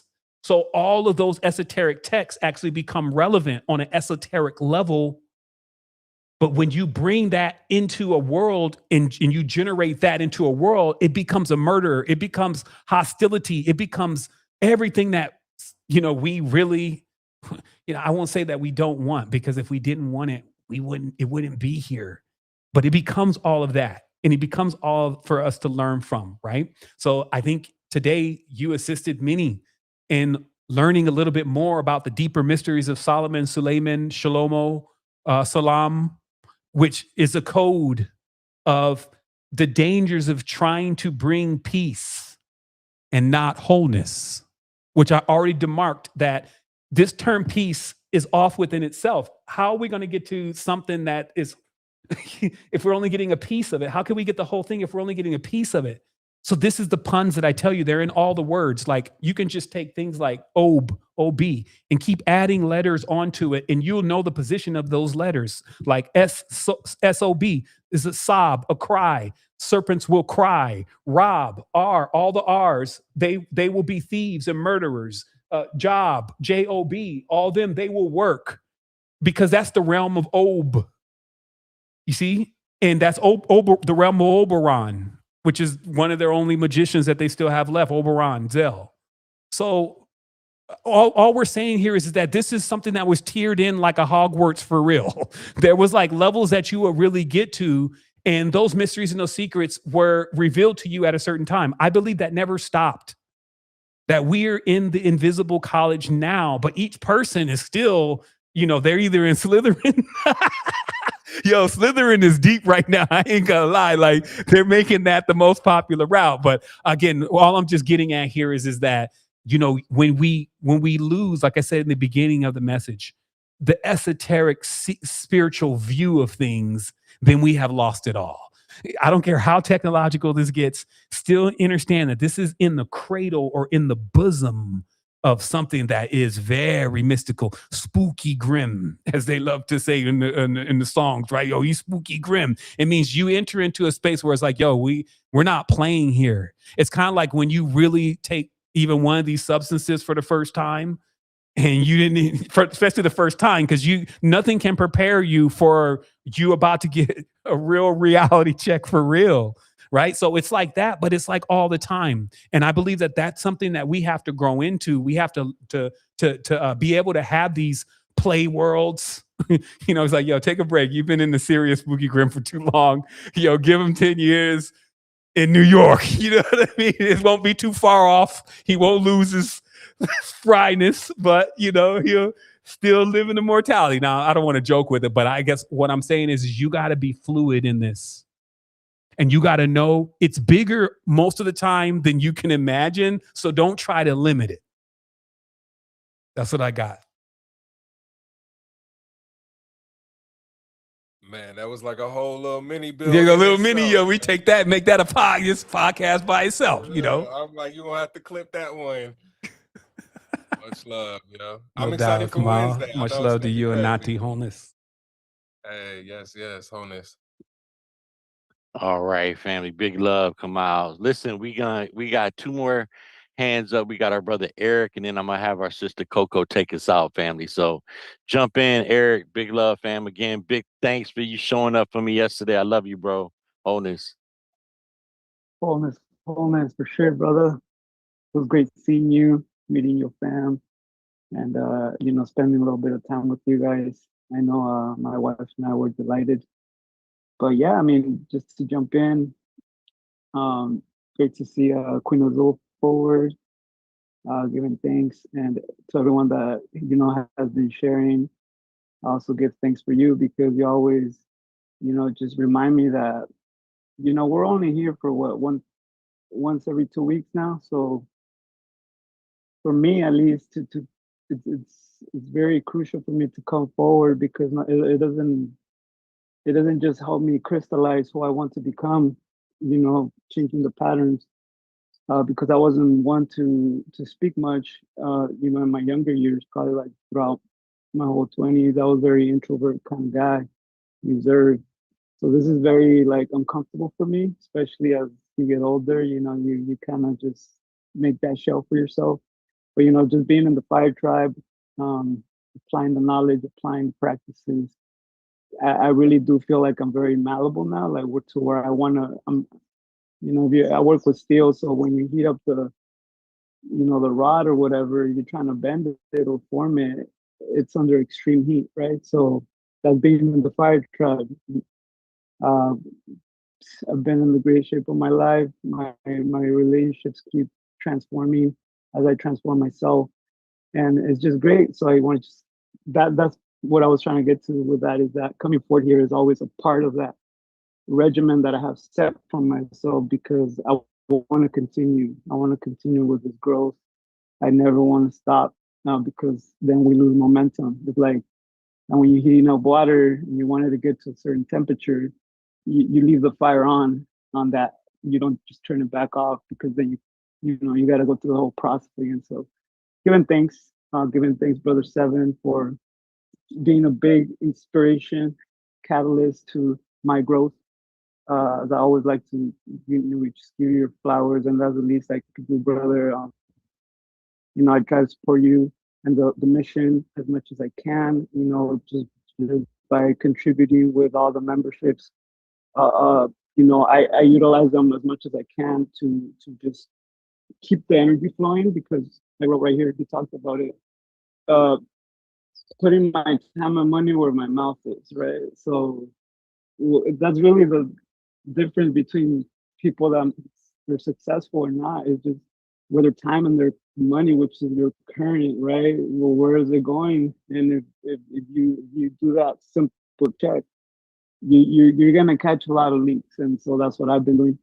And so yeah, just applying myself to learning the AI tools as much as possible, because in my industry of work, I don't really utilize it that much yet, but I do utilize it more on the business aspect of it, because as I'm trying to get more into entrepreneurship, which is a sidebar, I was just telling my wife too, like entrepreneurship is so much like being a sovereign, but like I guess at a minor level, because you literally have to develop, being your own boss, like learning what to do with your own time, like learning, like sure, the easy thing about being an employee, you don't got to worry about any of that. You just go and make a paycheck, and that's it. You're kind of like already automated, right? Like a robot. But going into entrepreneurship, which is parallel with sovereign, being a sovereign, like if you don't know what you're doing, you won't have money to eat, or you won't have money for rent or whatever. So stepping into those shoes, because as I told my higher self, okay, I'm ready for what's next. Okay, if you're ready to grow, you need more responsibility. You need to learn how to manage your life, build a house, and so that you're ready for a family. Because you want to pick it up from here, from you look back down to your generation, how they've declined heavily because of so many things. It stops here, but you gotta also learn and understand what comes with that. So are you ready? Okay, worked out your legs enough, let's go. And so just taking me back to also so entrepreneurship and sovereignty, being a master of your time and your money. And so going into the AI tools, learning how to use all that, because I know that's going to take, like if I ever thought of entrepreneurship, the only reason that stopped me was like the backing of things like, man, like taxes and like, all these things that you see in traditional businesses that are like, they always struggle with, or they're always like, it's always so hard to trust people. I feel like that's the main thing nowadays. Like you don't know who to trust. Like brother Seven was saying, like he got wronged by some people. That's everywhere. So to me, entrepreneurship it's it should be founded on relationships and learning how to develop those relationships, which leads me to improving my communication, which is why I'm here, because that's a practice. That's something like one of my mentors said, like, you know, I listened to some videos a couple, months back, and my speech, I have this thing with mumbling. So he told me, yo, your mumbling just means that you have a poor form at speaking. You gotta work out your jaw, move your mouth. So, even little things like that. Like, you don't get taught that at school. Where do you get taught that? With other entrepreneurs that, are willing to, extend their hand and tell you, hey, there's the changes I made, apply them, and then see what you got. So, just I go on and on about all the major power-ups that I've been going through, and just winning or waxing strong with these moon cycles, because they're not taking my energy anymore. I'm already ahead. I'm like, I got so many sensors now. It's like, all right, let's go. So, I wanted to also talk about the external expectations, man. I think most of my own destruction to my own life was that, like, because I'm so hard on myself and like I expect so much of myself, I would treat others like that, and it would severely impact my attitude to like how I was going about things, and like it makes me a little bit emotional because I did a lot of damage to myself by going with those anger, frustration, emotions, just getting burned with the fire and stuff. So just giving thanks for confirming that, because I was already, it was dawning on me, like I was causing my own pain. Like, man, like, come on, just the only thing you could do is lead. I mean, like, create a pool where like just keep going, and then people, if they see worth in following you, then you're gonna make that pool, and they're gonna want to follow you. Like just how we look up to Savant because he's making that pool. He keeps going, but that makes us want to like keep going as well towards that peak. So giving thanks for all the clarifications, and I'm just gonna keep running, keep going, creating, putting these gyms to work, not to work, to fun with me, because the one thing that was coming in with the gym, and like it's primordial, and I'll finish off here. I've been diving deep on the primordial because I just had to go as deep as I could down to like this trauma that that I still doesn't like, I have yet to resolve. So I need to go deeper, right? And so going into the primordials, the zodiacs, and just diving in with the Dev Lexicon, really just going into that foundation and getting dirty. I know for sure, like the main takeaway is like these primordials, man, they just need love. Like they just need like some an understanding of what they really are and how they really cope with us. And because we're not intentional on developing that relationship, it's like a pet, right? Like when you don't train it, or when you don't take it out, come back to the house, there's shit all over. For like better terms, but like that's kind of like a picture of what I feel this relationship with the gen, and like how you need to be, bring them up to their highest light through your creations and through your alchemy, and the lower urges, bringing them up, breath, yoga, HRV, meditation, tones, vibrations, learning the vibrations, learning the frequencies. It's all there, man. So for those on YouTube, I encourage you, the longer you guys take on taking over your own power, it's gonna get a little harder, but hey, we're here. We're coming with a shield. We're gonna keep going, and you guys are always welcome to take that step. And big thanks, big love. That's my guy right there giving thanks, Eric, man. I appreciate you for your heartfelt share as always. And yeah, man, keep tapping in. Also, I just want to give it up to the tribe over on the YouTube side. Man, you guys are beautiful. Lots of great shares going on over there, tapping in. So big love to the family on that side. And then we're going to have our sister Absolutely. Coco close us out. Did you want to say something, Seb, before we close out? Same thing, just sending love to the family across the bandwidth, knowing that we've already created that organic connection. So we got that organic internet happening.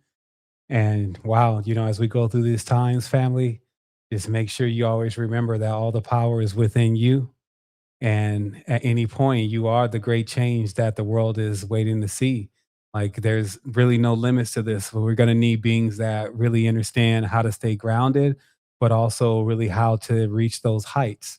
That means that's actually grounding your wisdom and your knowledge into applications that actually really benefit where everything really is and not getting compromised either. And so it has been extremely, extremely delicate to master this process to reach these states, and I trust that as we go forward in the future that these type of things will be studied and that they'll be actually taken as commonplace so that the world won't have as many stress and won't have as many troubles.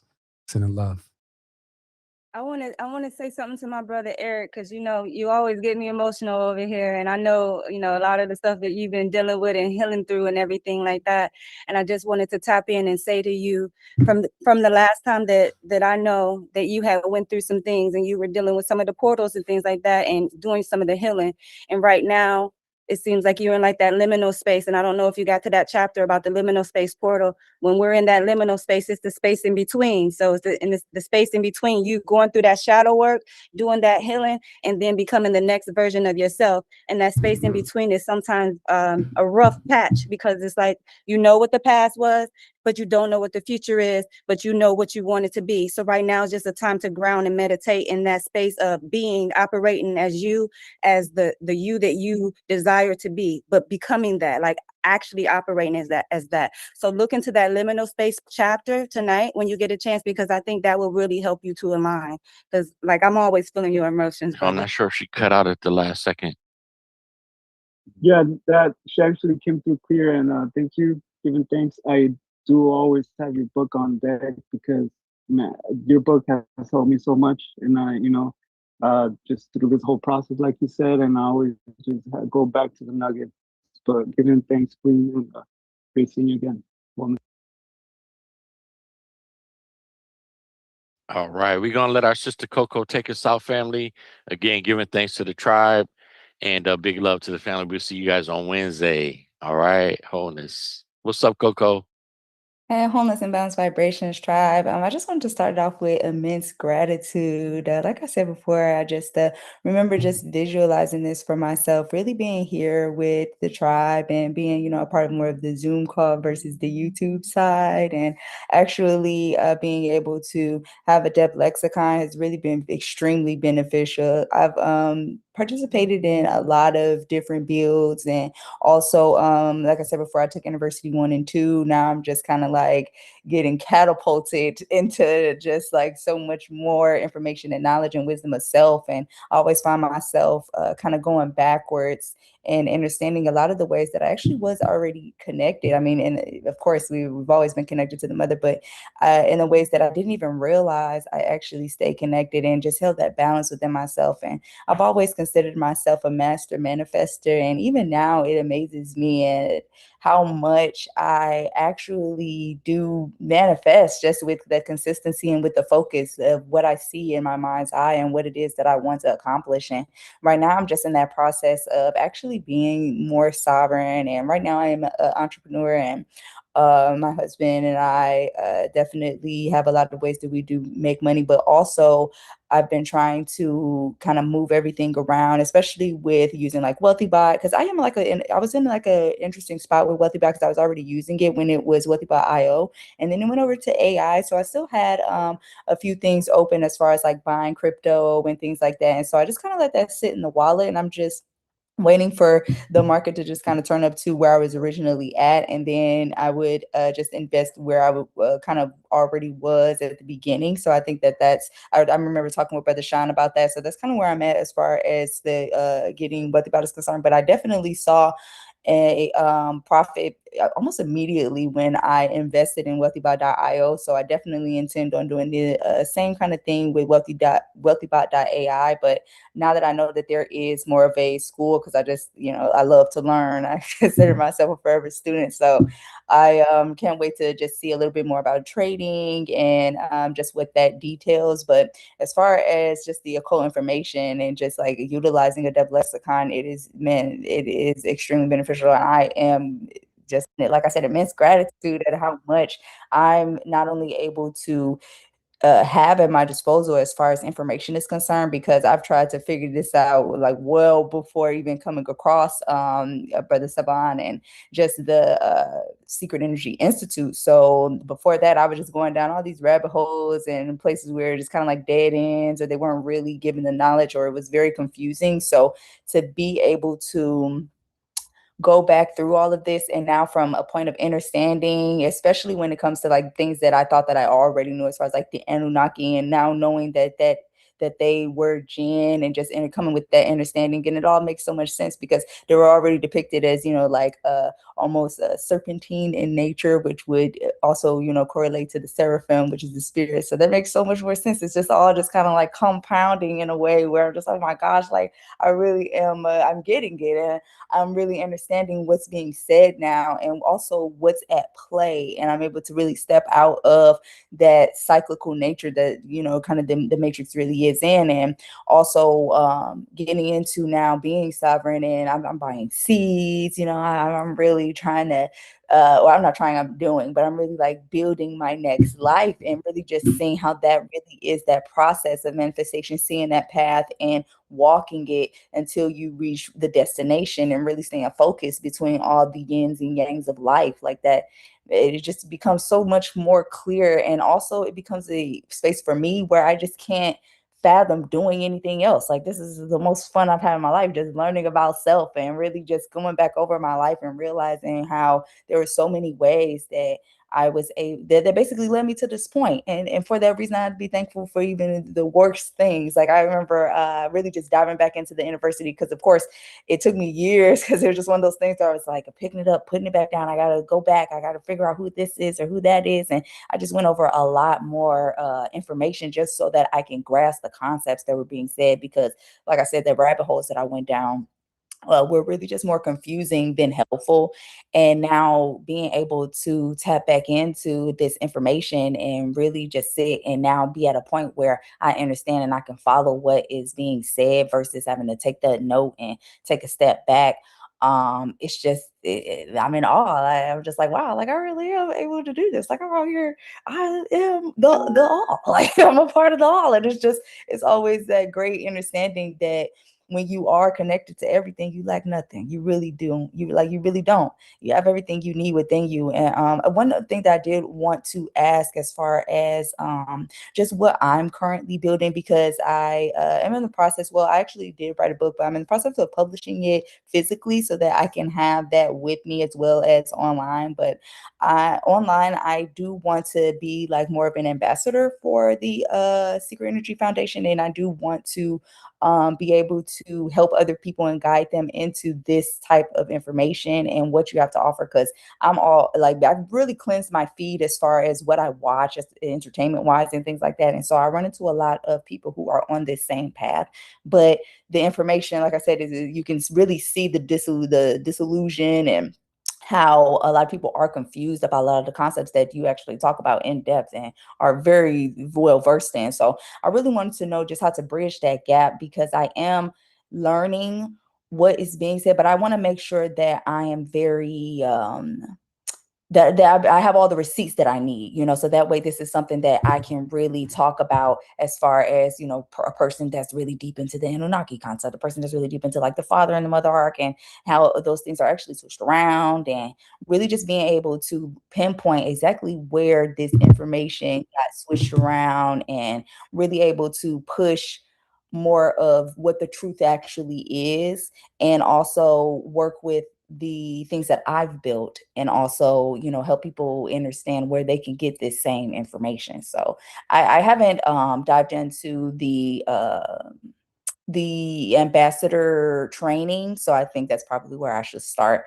But I also just wanted to know if you had any pointers just with, social media and content creation, because I had to take a hiatus when learning all of this information. So I'm getting back onto social media after taking a long time off. And now I'm just kind of getting back integrated. And I'm kind of experiencing a little bit of shyness, which is very interesting for me, because throughout my life, I've kind of always been that type of person that's been very forthcoming with social media, and I've always been able to take pictures of myself and post and all this other stuff. But now that I'm at a point where this is something that is very, like, way more important to me, and I'm now building this with a little more of a nurturing aspect and attention to detail, I find that I'm a little bit more shy to share this information than I was to just, post a bunch of BS all day online. So I'm really just trying to figure out that sweet spot between like content creation and really just moving forward with mindfulness and what it is that I want to convey. So I just wondered if you had any like pointers about that, and also how I can prompt Sybil to give me more of the proof of the connections between all of these things, so that way I can really display that for the naysayers. I'll just say that, for lack of a better word. No doubt, For the wholeness. reflection of self. Yeah, I don't get it. For sure. So, this is also a really good point to, bring things into, the crescendo, which is obviously, us adjourning from here and bringing everything that we've gained into the spaces that we go into, because it's so important that, we share this energy with the world, right? There's never a better time, because the world is in need of real foundational knowledge. They need to make sense of things, and it needs to also happen fast, right? Like we're on these journeys for like 4 or 5 years before we even figure out what's going on, right? I definitely have had a lifetime of spirituality, but it was for sure deeper and deeper levels of awareness and revelation, if you may, no matter where you think you're at. And it's sometimes like, okay, well, how do I create something that's able to bring this person from point A to point B as fast as possible, if you may, and safely as possible? I've always said if we could just nudge everybody up a notch, then maybe we can dislodge the whole thing that, is almost like a block chakra in itself, right? And it just needs that little nudge, and then now it starts running again. And the best thing that I love is that when you start really going at issues early, especially that comes from actually acknowledging that there is an issue. Some people they need to get that first level of AA, if you may, and just acknowledge that there may be an issue here, because there's a lot of the I just call it the namaste stuff, and it's just more of like, hey, don't even think about it, and it won't become a part of your space. And there is actually some real credibility to that. But there's also way more to it too, right? Like everybody can't stick their head in the sand. Like we need warriors in this that are spiritually inclined, as they call the way of the peaceful warrior, if you may, that know how to deal with the matrix and not let it rub them the wrong way, but also know what they came here to really do. And so again, the benefit of actually tackling some of the bigger problems actually has me with a solution rather than I've always had solutions, but in this case, you're asking me a question directly about how secret energy can be represented, how the message in itself can be, put into a format, or, what kind of structure can be given to someone that may be at a certain stage. And the beauty is Wednesday. Like I hate to, just funnel it all into that, but that is really what Wednesday is about. Is it's about showing you, here's what for us we feel like should happen. And I'll give an example. When you're in this type of thing, now remember, you got all these people, they're all on the internet, there's millions of them. They come across this content material. Some people, hey, see a scam. Let me go investigate his life. Let me go do this. Let me do that. What are the people like? Is that crazy? Oh, what's the name? They was with him, blah, blah. So this is what we're dealing with, really, right? And it can really hurt you. Like I've seen some stuff where people just create some things, and next thing you know, you're 50% down on all your numbers and it doesn't recover, right? So this is how sensitive it is. And also we notice folks could just go crazy and be over there, Ferrari, Lambo, and the whole nine. You're like, huh? So this thing is pretty wild and pretty crazy to get your hands around. And so for me personally, it's always been about affiliations.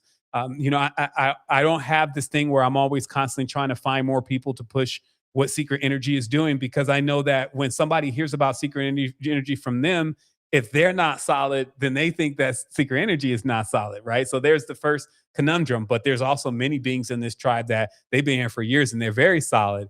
And actually, it's been the bigger thing. Like, if that's not the issue, there's another thing. And the other thing is how people relate to your story. I'll leave it with this: how people relate to your story. Because when you're presenting something or anything, it has to have a story to it. This is why it does so well when the actual creator of it explains it to everybody, right? Because, you know, he's talking about what his perspective or his point of view. He should be the most interested, or she should be the most interested in it. Once you become, let's say, a representative, now it takes on a different thing, right? A different mantle, because every time you go out, you're representing, or anybody goes out, they're representing us in that way. And so I started seeing that there were many that I would love this kind of attention from, but I needed to empower them with the tool that can drive not only our story, but their story home, what they're actually working on. Because this is the big thing right now. Like, even with the generative technologies, yeah, it's cool to shoot yourself in some photos like you're in Dune. You know, I got one right here, but this is not going to feed the kids. Like, how are we going to get to another stage? And obviously, that's with not only telling stories, but that's also with being able to push the story of what you already have. And also doing it in a way where it doesn't, first of all, come across like, oh, there's AI again, because you got to be really careful with what you're putting out and what you're actually doing and how people perceive it. You can't cheese out, as I always call it. You know, it's like sometimes if you don't have a brand that is so fragile, you can just push out stuff and, you know, crazy stuff going on in the background. Everybody, oh, that's just them.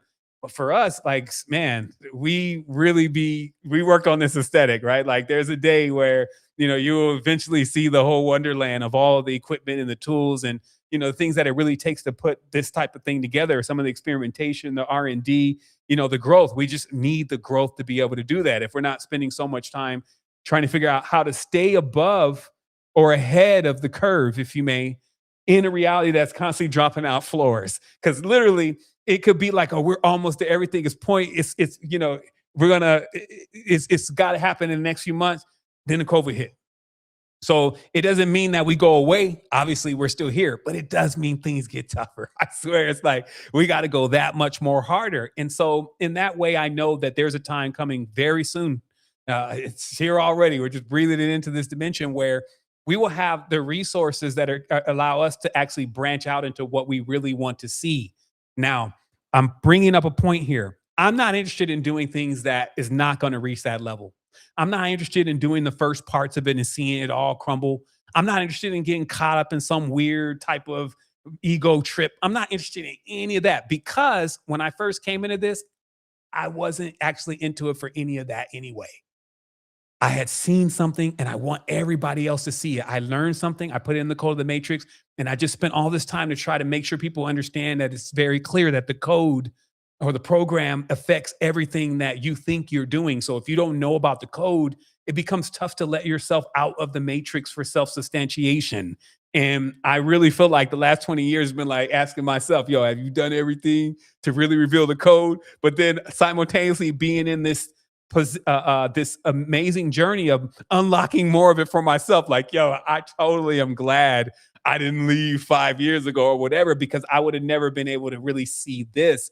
And then, of course, seeing the entire world fall apart, though, doesn't go on that list. And I'm like, okay, this is what we're built for. This is how we came. This is what this intelligence that we have, this thing you figured out, and this language is, this is what it's all for. And I push myself because, of course, you know, again, you can get winded in this. You get burned down, you got to light back up. That's all I say. It's like, yo, like people like, yo, you been through burnout? I think our sister Carrie asked me, it's like, yeah. And I lit back up, burn out again, lit back up again. Like, and then I always push more to never burn out again, right? But, you know, to be continued.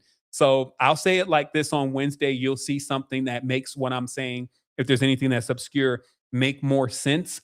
Just know that it's related to your story, telling stories properly, being able to get beyond the, you know, it's like the blood-brain barrier of a person's immersive state.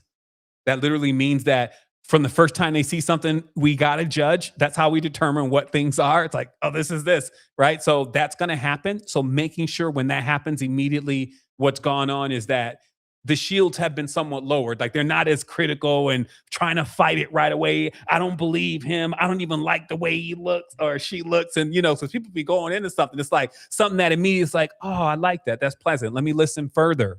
And I'm willing for sure to lend more of this type of stuff to humanity, especially those who have great stories, because that's exactly what we need. That's why notice how even within the movies, they're on purpose making bad movies. Like even AI can write a better script than this, you know what I mean? So that there's this push that they know people are caught up into the narrative. The whole thing is about the narrative. As I said, the United States has played the narrator for a long time in this matrix right now. So everybody's about that narrative. And because of the controlling of the narrative is deadening out to where people are like, I don't even get really the story. That's because that's coming to the close and the termination of the program. Now you got to write it from here. So it makes sense why 20 years ago we named it Sovereignty Mentorship. You see what I mean? Where, even I at that stage maybe didn't have a clear idea of what I was even saying about sovereignty because I had achieved it spiritually, but hadn't even thought about how it was like to actually do it physically and then have to start going through that process of training yourself, becoming your own bank, all those kind of things. So that is the answer to my questions. Check it Wednesday. It's going to be way more spectacular. No, we're going to do it obviously on our tribe. That's our tribe gathering day. Cause I did want to mention Sean, cause the other day he's like, yo, the brother even comes in, even though it's every 2 weeks now we go in. And I was even acting like that too. Like, yo, we only doing 2 times a month. And I forgot, no, it is still 4 times because we're still doing the gathering, which happens on every Wednesday. We digest everything that was brought forward. It's more of a dialogue. So you get a chance to speak. It's more about everybody else there. But of course, this one is set apart specifically for, I want to also show you the storyteller. And that's what I got today. So in all of that, I wanted to, give this opportunity for some unmuting and some wholeness, just because, wow, it's surreal even being here. Like, it's a spectacular time. Like, it feels like, wow, we were here 2 weeks ago, but it feels like forever. So much has actually happened. And, we're just still in step, still here for the community, still here for each other and in love. So, yeah, let's do some wholeness. I got the lines open. Wholeness Tribe. Have a great one. For sure. All right, fam. Wholeness. Make it great. Wholeness. Wholeness. Wholeness. Wholeness. Wholeness Tribe giving thanks. Wholeness. Love you all. Wholeness. Wholeness, fam. Have a great evening. Wholeness Tribe. Wholeness. Expect not from others. Yo, only yourself. Des, I was asking where you were, man. I ain't heard from. I mean, you've been around, but checking you out. Yeah. You just came from the fantastic Chesapeake conference. Like you said, when you're moving through the matrix, I'm in the heart of New York. When you're moving through the matrix, you gotta really be on your knee all day. They're trying out here. Yo. It's good to hear your voice, Des. It's good to hear you. Yeah, Wholeness family. I'll be entering into Costa Rica soon too. So Azul may see you too, Yes, I'm looking forward. Everybody. But yeah. We coming through. I'm gonna be there on point for Wednesday. I appreciate even the love coming forward too. I'm like, oh man, they miss me. No doubt. We do. We miss you. We miss you.